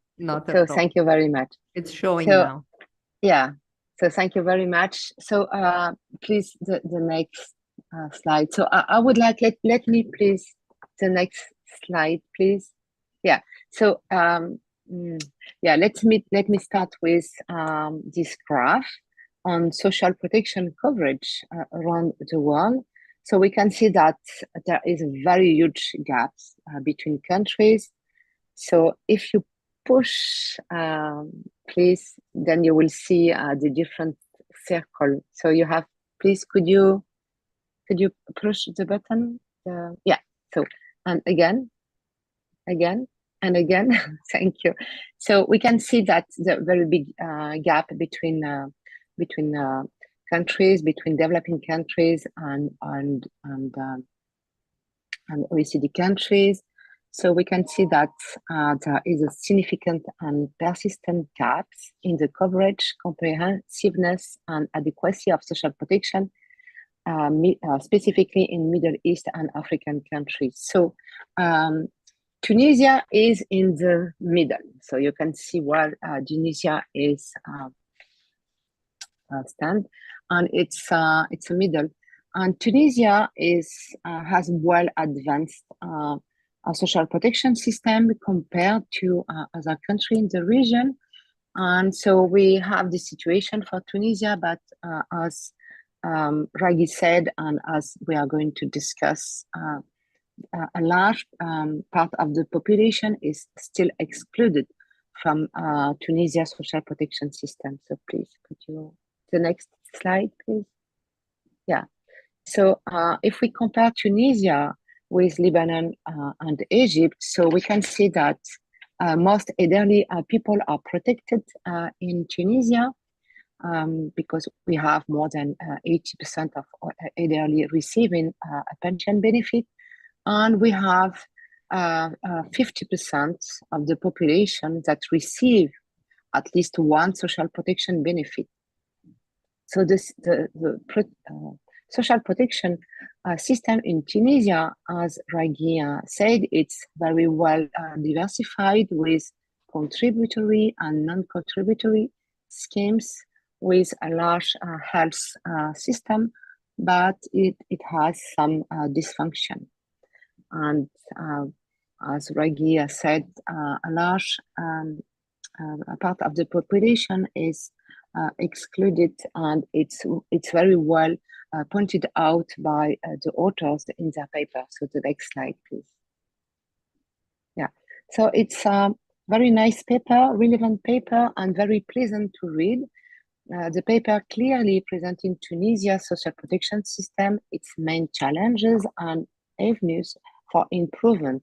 It is clearly emphasized that the Tunisia social protection system is well designed with a different program, and insurance and the assistance program. And the author highlights the weaknesses of the system, and the main key challenges that the author highlights is the extended social protection system, reducing inequalities and targeting people in need. So next slide, please. So limitation in the identification of excluded people are well highlighted by the author. So the Amen program is well discussed. We have a very quantity of very good data, huge quantity of information, detailed information and analysis on the different programs and coverage. But the data only up to 2015 for the most important cash transfer program in Tunisia, the National Program of Aid to Needy Family, the free medical assistant, and the reduced free medical assistant. So my first question, and for Raghi, so how far has the identification of social security members and beneficiaries improved, and are the excluded better taken into account today? So because we have all this analysis until 2015, so maybe the author did more research to evaluate the situation for excluded people today. So next slide, please. So I would like to discuss the situation for informal workers. So we have different information about informal worker in the paper, but I think there are different points that we could discuss or we could try to develop in another research. So informal worker in Tunisia, as in many countries in the region, make up a large proportion of the workforce, is about around 50%. So the prevalence of informality is particularly pronounced within the cultural and creative industry, the CCI sector, the green economy, and the blue economy. So only if we consider the agriculture and fishery sectors, this sector represents the first rank in informal employment, with more than 80% of the workers employed informally. This is the statistic coming from the National Institute of Statistics in Tunisia. So these workers do not have formal contract and then are not protected at all by social protection system. So there is, as Raghi said, some program dedicated to informal workers, but there is still a very huge gap to consider the majority of informal workers. And this mainly concerns women with no permanent employment and no social security coverage. So the situation in these sectors and the situation specifically about women could be the subject of an in-depth analysis. Can we have the next slide, please? So as we know in Tunisia, and it's exactly the same situation that we have in different MENA countries, informal workers face significant differences in characteristic and situation. So one size fits all policy will fail when we have all this diverse informal workforce.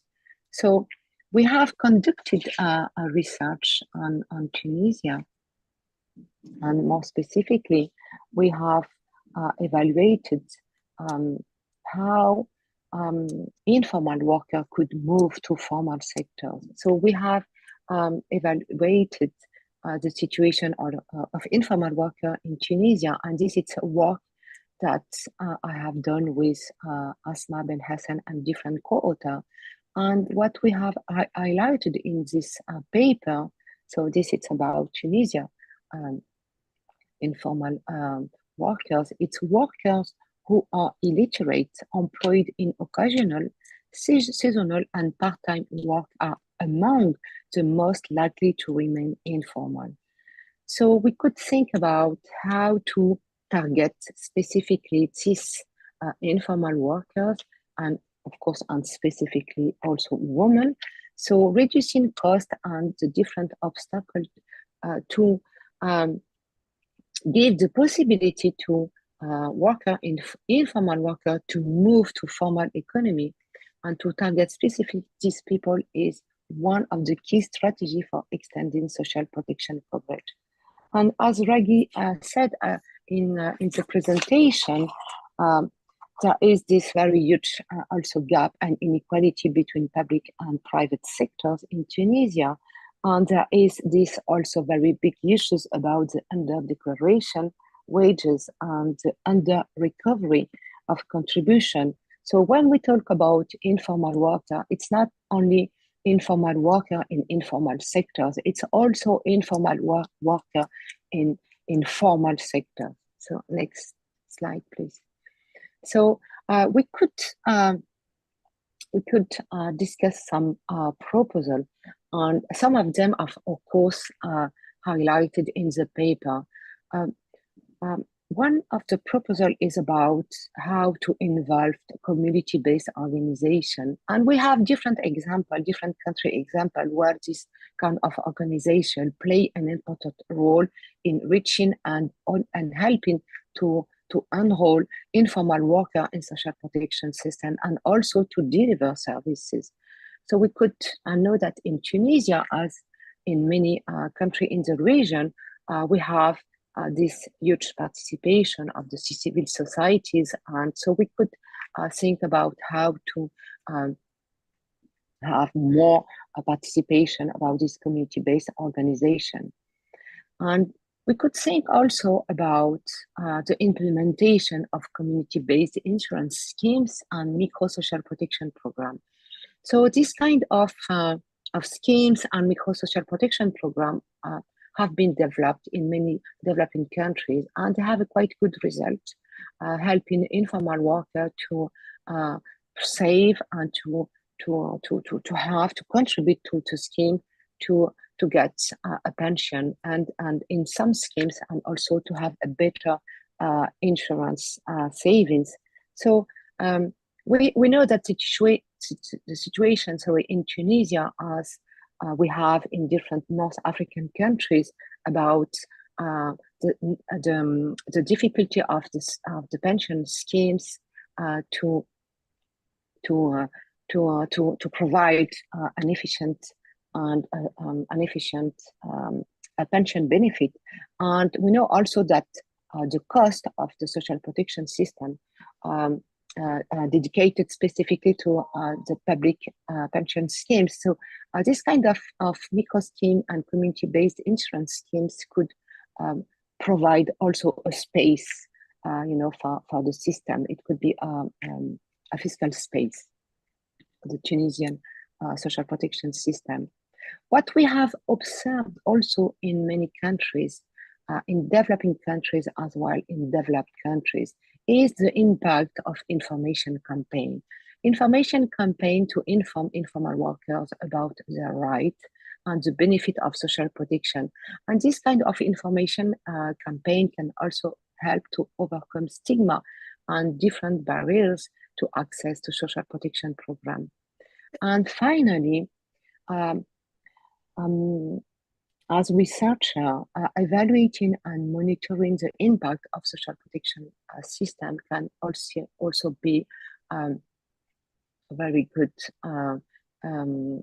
It could be a good proposal. It could help to identify different areas for improvement, and also to think about the design of future programs in the context that we know that we have in Tunisia, as well that in Morocco and in other countries in the region, and specifically about the women's situation, the elderly woman old situation, and more specifically about the old age situation, and about these very big issues that we have in our region about informality.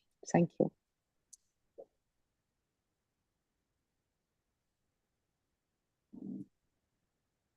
Thank you, Professor Najat, for this very comprehensive discussion. And now we have the second discussant is Mohammed El-Maroni. He's associate professor at the University of Paris and Sorbonne. He is a representative in Tunisia Institute of Research for Development and founding board member, Middle East and North Africa chair at Paris and Sorbonne University. He is an IRD research fellow and the ERF research fellow. His research focuses on the impact of public policies on firms and workers' vulnerability to COVID crisis, structural change, and skilled labor demand, evaluation of the impact of policies and shocks, and international migration and employment. Please, Professor Mohammed, please join us. Thank you very much for your introduction. Thanks for ERF to invite me to comment on this paper. So very interesting paper because it covers almost all aspects of social protection. So when reading it, we learn several things. So I don't have a presentation. I will raise some points of discussion. The first one is linked to the interaction between social protection and informality. In the paper, there is we see the benefits for contributory and non-contributory mechanism, but there is no real comparison to show if someone has the interest to contribute or not. We don't know if someone who contributes gets, for example, better health than someone who just has social protection. However, we see that the minimum wage increased at a much lower pace than the PNAF transfers, which is really an issue because this means that informality is encouraged for, I mean, it could be an encouragement for informality, because if people get these transfers, they can at the same time work in the informal sector and get transfers. So they don't have any incentives to go in the formal sector. And this issue, I think it's a very old issue, but still very relevant in countries where informality is very important, to think how to have incentives for people to have social insurance. The second point is they talk about COVID in the paper, and what we have noticed in the COVID crisis in Tunisia is that it's not always the poorest that had the biggest impact. It was informal workers who did not have access to the PNAF or other mechanism. And this means that depending on the crisis, we may have different categories of the population that need help, because a person who is not working, if work is stopped, there will not be big difference for him or for her. While an informal worker, like in COVID, who will stop working, will not have any more income, and will not get a transfer because he's not in the regular social protection programs. So the multiplicity of crisis really pleads for the identification of vulnerable groups. We need not focus only on poor people, but also on vulnerable people. There is another point in the paper where they talk about energy subsidies versus food subsidies. I think there is something strange, because they said food subsidies are higher, and when we look in the paper, the percentages and the figures do not correspond. So I think there is a point to discuss there. In Tunisia, today, energy subsidies are much higher and are the big problem, and they are also less equitable than food subsidies. So in the reflection, they need to be maybe tackled first or more quickly. My fourth point is about the danger of no pension reform. So the danger of no pension reform is not only on pensions, because in Tunisia, the CNSS seems to take money from the health fund. I mean, because the CNSS collects fund for health and for pensions. And so given the very big deficits for pensions, it takes money, it doesn't give money to the CNAM, which it should give. So I think there is a very big, it's very important to focus the information on the population, that if there is no pension reform, people will not get anymore, not only pensions, but also health, because people are very sensitive to health. And I think this should be explained a lot in the public debate. My next point is also about the quality of public health services. So the authors rightly said that in public hospitals, the quality and the availability, especially in rural regions, is low. And here maybe we should start thinking about a mixed system, because what happens is that in poor and rural regions, sometimes there is no access to public because of the quality or availability. So the poor have to go to the very expensive private system, which they cannot afford. So maybe we should start thinking about a system in hospitals where they could pay part to improve the quality. And a mixed system, I don't know if it exists in other countries, but it could be a part of the solution. And maybe people would be ready to pay a part of the cost in hospital rather than going in the private sector where it's really very expensive for them. My next point is about identification errors. So I see this a lot in the debates on Tunisia, where there is said that there is a big issue, but the figures are very high of people who are not included, or exclusion errors or inclusion errors. I think the PNAF was not a monetary poverty system. In the social assistance program, which is not formal, there are other dimensions like old age, like people who have a disability, so it was done in a subjective ways, but we shouldn't compare it with a system where only monetary poverty is taken into account. If we want to talk about exclusion or inclusion errors, we need to have a system where we take all the aspects that the social assistants had taken into account when making their choices. Of course, they may have had other choices like clientelist choices or political choices, especially during the previous regime, but it's not that simple, I think, aspect.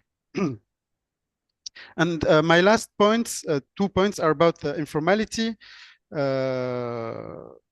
One where people often say, if we integrate informal workers, we will increase contributions. Of course, you will increase contributions, but you will increase benefits also. So I'm not sure having 10% more people will improve the deficit problem. The deficit problem need to be, it's kind of similar of countries who think that when they take migrants, the problem is resolved. It's resolved for some years because maybe some demographics of the migrants are different, but the reform is needed in any case. And my last point, and it has been raised also by my colleague Najet, about reducing informality. The authors say you need to reduce the costs. I think it's not enough. And as Najet said rightly, there are different types of informality. You cannot have a policy for all. And there is now a powerful literature on the informal sector, which says that there are at least 3 types of informal firms or informal workers, informal firms. It's more about firms, but we can also look at it from the worker side. Is that there are some people who are considered as survivalists. So for these people, it will be very hard to enter the formal sectors. There are some people who are informal because of the costs of informality, and in the literature they're called the De Soto firms, for example. And here it's really the costs. And there are some firms who are there because it's in their benefits, so they're called parasites. And for these, it's more control that works, and not the decrease of costs. So we need to take into account these different types. And again, thank you very much, and looking forward to the few minutes of discussions remaining. Thank you, Dr. Mohammed, for this very rich discussion. And now I go to the floor for if anyone has any comment or question. Okay, Pascal.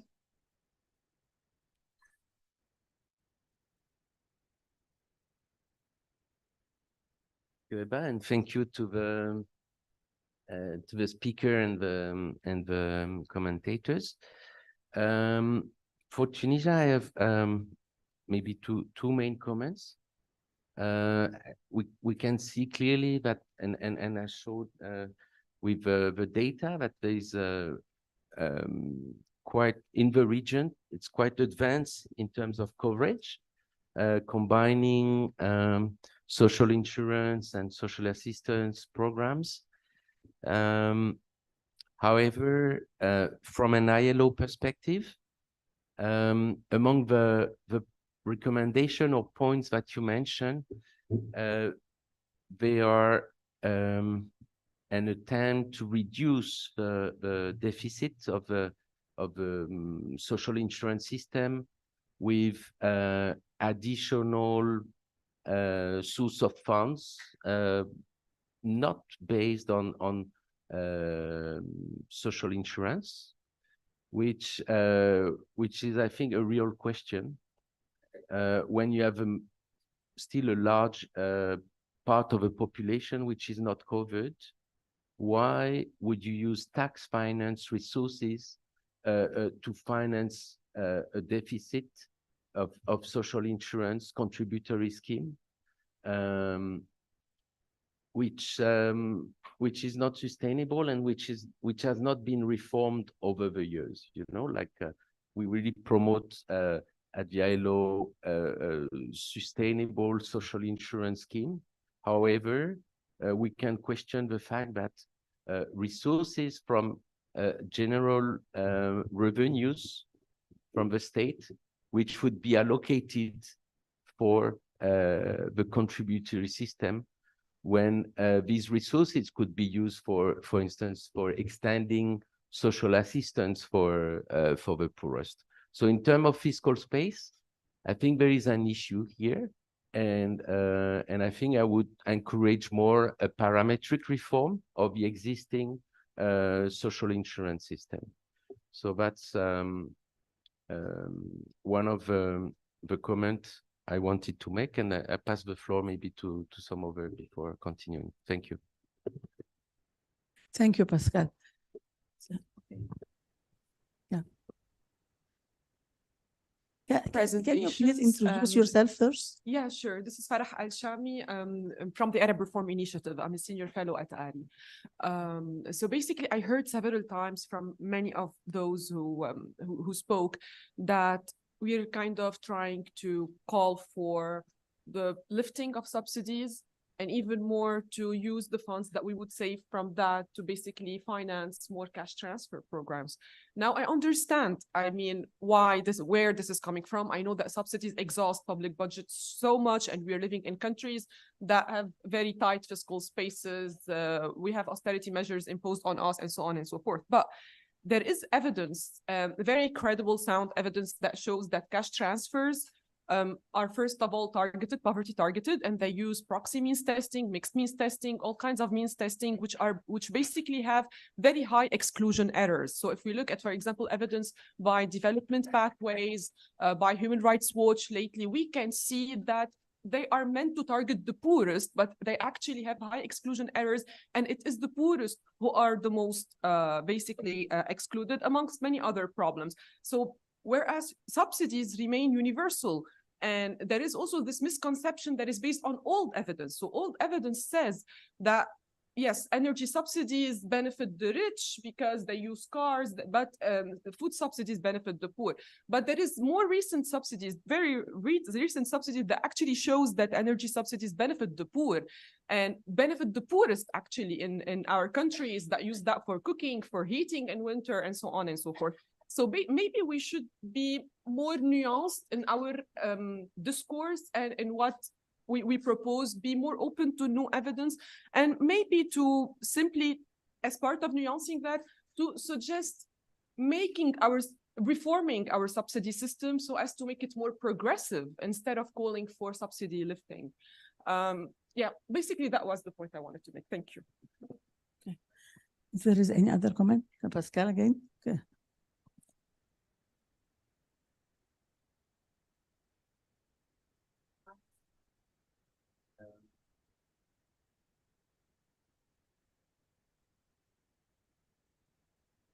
Okay, thanks. So my second point is related to subsidies as well. Technically speaking, subsidies are not social protection. Okay, so and we notice that reducing subsidies does not necessarily mean creating fiscal space for social protection. We have the example EBA here in Egypt, you remember. So when energy subsidy were drastically reduced in Egypt in 2017 and onwards, there was quasi zero transfer to social protection. Okay, rather more or less the savings of the energy subsidies correspond more or less to only 5%. Roughly speaking, were allocated to social protection, and only to Takaful and Karama beneficiaries, which, well, were just a very small minority of the poor. So that's not necessarily creating fiscal space for social protection, removing energy subsidies, and it's not only in Egypt. We notice that in so many countries. Usually, it's only removing energy subsidies or other types of subsidies is only used to reduce budget deficit, but there is no transfer towards social protection. Thank you. Professor Heba, other there's comment? also Dr. Ibrahim Al-Badawi online would like to come in. Dr. Ibrahim. Please, Dr. Thank you very much. I just wanted to share an experience or information.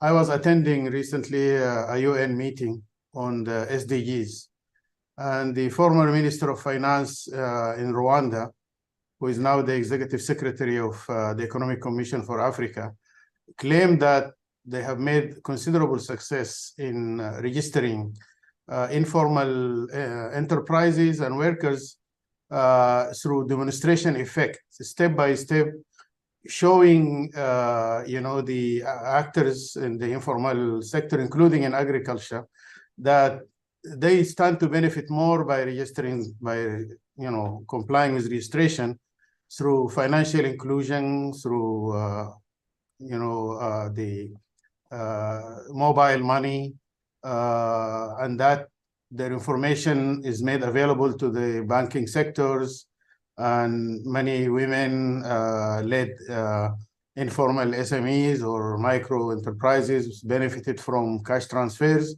and that the government was not actually taxing them. It was just a question of formalizing them.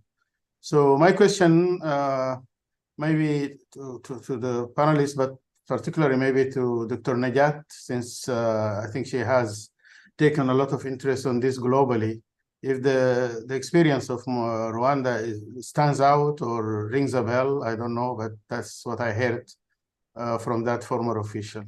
Thank you. Thank you, Dr. Ibrahim. Dr. Ragi, would you like to respond to all this, or maybe Dr. Najat or Muhammad, who can also comment on the comments of the what has been saying. Dr. Ragi. I'm just wondering, is Asma bin Hassan here? Do you care to add to what we just said on the Tunisian system, since you're one of the people who knows most about this in the room?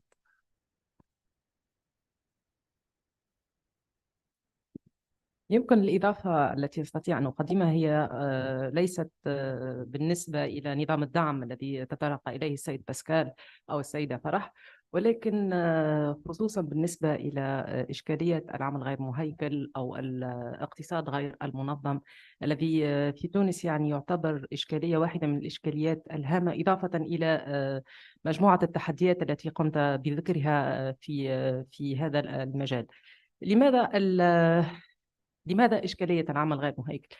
هو خصوصا بعد أزمة كوفيد في تونس، الكل يعلم أن الأمان الوظيفي كان موجودا فقط بالنسبة للقطاع العام، والقطاع الخاص خصوصا بالنسبة إلى سواء للأشخاص الذين كانوا يتمتعون بعقود شغل بصفة منظمة أو الذين لم تكن لهم وضعية مهيكلة، وقع التخلي عنهم. يمكن ليست لي العديد من الإحصائيات أو الأعداد، ولكن العديد من المؤسسات وقع غلقها بعد أو يعني تأثرت بهذه الأزمة الاقتصادية، الأزمة الصحية، والعديد من الأشخاص فقدوا مواطن الشغل واضطروا للدخول سواء إلى القطاع غير المنظم أو إلى يعني وضعيات ليس هشة بطالة أو وضعيات بطالة، يعني كانوا في وضعية بطالة. فاليوم يعني هذا الإشكال يعني زاد عدد الناس الذين يشتغلون بصفة غير مهيكلة، وكل هذه الأشخاص يعني لا يتمتعون بوسائل الحماية الاجتماعية. ونحن كمجتمع مدني سأؤكد على هذه النقطة. البارحة كان هناك عرض تحدث حول انخفاض الحماية الاجتماعية في بعض البلدان. كمجتمع مدني أستطيع أن أذكر قصة. السيدة صبا البارحة تحدثت عن أهمية telling stories. فبالنسبة كمجتمع مدني نحن رصدنا العديد من الحالات من الأشخاص الذين فقدوا وظائفهم المهيكلة بعد الأزمة الصحية واضطروا إلى العمل بطريقة غير مهيكلة. فقط كان اختيار يعني وقعت ليس المفاوضة أو النقاش، ولكن كانوا بحاجة إلى الحصول على أجور، معناها تأمين أجر شهري مقابل أن لا يكون له تغطية صحية أو تأمين صحي أو تأمين اجتماعي. يعني كان هذا اختيار شخصي لهذه الفئة. المهم تأمين أجر شهري والخروج من هذه البطالة التي فرضتها عليهم الأزمة الصحية. ده كان اختيار. ونرى أن بعض هذه الأشخاص كانوا يتمتعون بالحماية الاجتماعية قبل الأزمة الصحية، فكان اختيار منهم. يعني هذه بعض القصص التي تحدثنا عنها. اليوم بالطبع يعتبر هذا الإشكال واحد من أهم تحديات نظام الحماية الاجتماعية في تونس، هو توسيع التغطية الاجتماعية للعاملين في القطاع غير المهيكل. وكنا قد قدمنا وثيقة في هذا المجال مع السيدة نجاة مكاوي التي تؤكد اليوم ربما الهيكلة أو الترانزيشن يعني تو ذا فورمال ايكونومي لها العديد من لها تكلفة معينة حتى بالنسبة إلى أنظمة الحماية الاجتماعية والخدمات التي ستقدمها، لأن مثلا على سبيل المثال وقع مقترح لوضع قانون جديد، قانون المبادر الذاتي في تونس، وهو قانون يسمح بهيكلة الوضعيات المهنية، سواء الأشخاص يستطيعون أن يتحصلوا على تغطية صحية وتغطية اجتماعية، ولكنها أدنى يعني مستوى المساهمات سيكون أدنى مستوى، ولكن بالمقابل سيتمتعون بخدمات صحية ربما تكلف أكثر للدولة. فهذه يعني ولكن يبقى مجرد معناها ريفورم أو إصلاح من أجل دمج هذه الفئة، خصوصا الفئة التي تعمل لحسابها الخاص، فتستطيع أن تتمتع على الأقل بإمكانية الانخراط في منظومة الحماية الاجتماعية وتحسين يعني حتى ظروف العمل بالنسبة إليه. فهذه يعني واحدة، هذا ما أردت أن أضيفه بالنسبة إلى منظومة الحماية الاجتماعية في تونس، وأهمية اليوم إدراج أو توسعة هذه المنظومة إلى أكثر من 44.5% من العاملين في سوق الشغل، من labor active labor force يعني في تونس. وشكرا. شكرا. دكتور نجاح or Dr. Mohammed would like to comment more about what have been said in this session. Thank you, Dr. Heba. Maybe I will add only one comment. Yeah, it's about the fiscal space and subsidies. And we had one colleague in the room who said that subsidies are not social protection, and reducing subsidies could not help to get some funds to finance social protection. And it means that it was the case for Egypt in 2017. So I think we have in the region a different characteristic, as you know, in terms of demographic, in terms of development, and it's quite difficult to compare our countries. Of course, maybe we can compare our countries in terms of issues, but in terms of solution, we have really to know quite well what's happened in the country. So this it's too bad that it was not working for Egypt, but I hope that the countries that they are implementing also a policy to change people in need to get subsidies, and to target only people in need and not to have these subsidies for all the population. And we have a different policy at this time implemented in different countries, like in Morocco, for example. And of course, we need to have a very good identification, population identification, and also information about income. And this is quite difficult to get, but at the national level, so I guess when we could have this good identification, we could implement a quite good policy, to target only people in need and to save some funds to to use it for social protection. Yeah, I would like to comment as well. Sorry. Yeah, I would like to comment as well. The other question on subsidy, energy subsidy versus food subsidy. I personally just said that food subsidies benefit more the poor than energy subsidy. So I didn't say that energy subsidies do not benefit the poor. Because energy subsidies, we need to enter into detail to know which types of energy we are talking about. For example, electricity is different than gasoline, is different than diesel. And for example, in Tunisia, there are these very small gas bottles that are used by small informal shops and the poor population to have energy, while gasoline is much more the richest part of the population. So we really need to enter into the detail to say if it's pro-poor or not. The other point is, what is the counterfactual? I mean, we say, okay, it's good to have universal because we cover better the population. I agree. But in this case, we have two possibilities, or to do like Sweden or France, have much higher taxes. So if you need, or you need to reduce the subsidies, because when you enter having a public debt around 100% of GDP, then you are not even able to buy energy or food on the international markets because you are not credible anymore. And so you start having shortages. So the problem is really what are the choices that have to be made?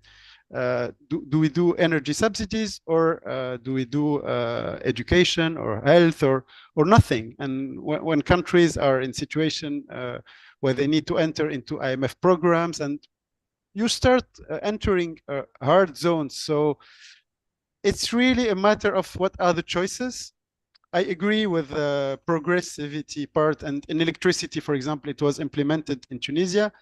But for electricity, it's possible. For other fuel, it's more difficult because you cannot go to the gasoline station and say, I will buy more, so I will have to pay more. For electricity, it's easier to implement. So it's a big issue, but I think we really need to talk about and propose some feasible solutions, and that are, of course, socially acceptable. Thank you, Dr. Mohammed. Now we end the session now. Thank you so much for this very rich session. Thank you, Dr. Raghi, for volunteering in presentation, and thank you all for. Thank you, and thank you, Dr. Heba, for moderating the session. We now have 15 minutes coffee break, and we'll be starting at 12:15 exactly, with the role of civil society in promoting social protection reforms in Tunisia and Jordan. Thank you very much.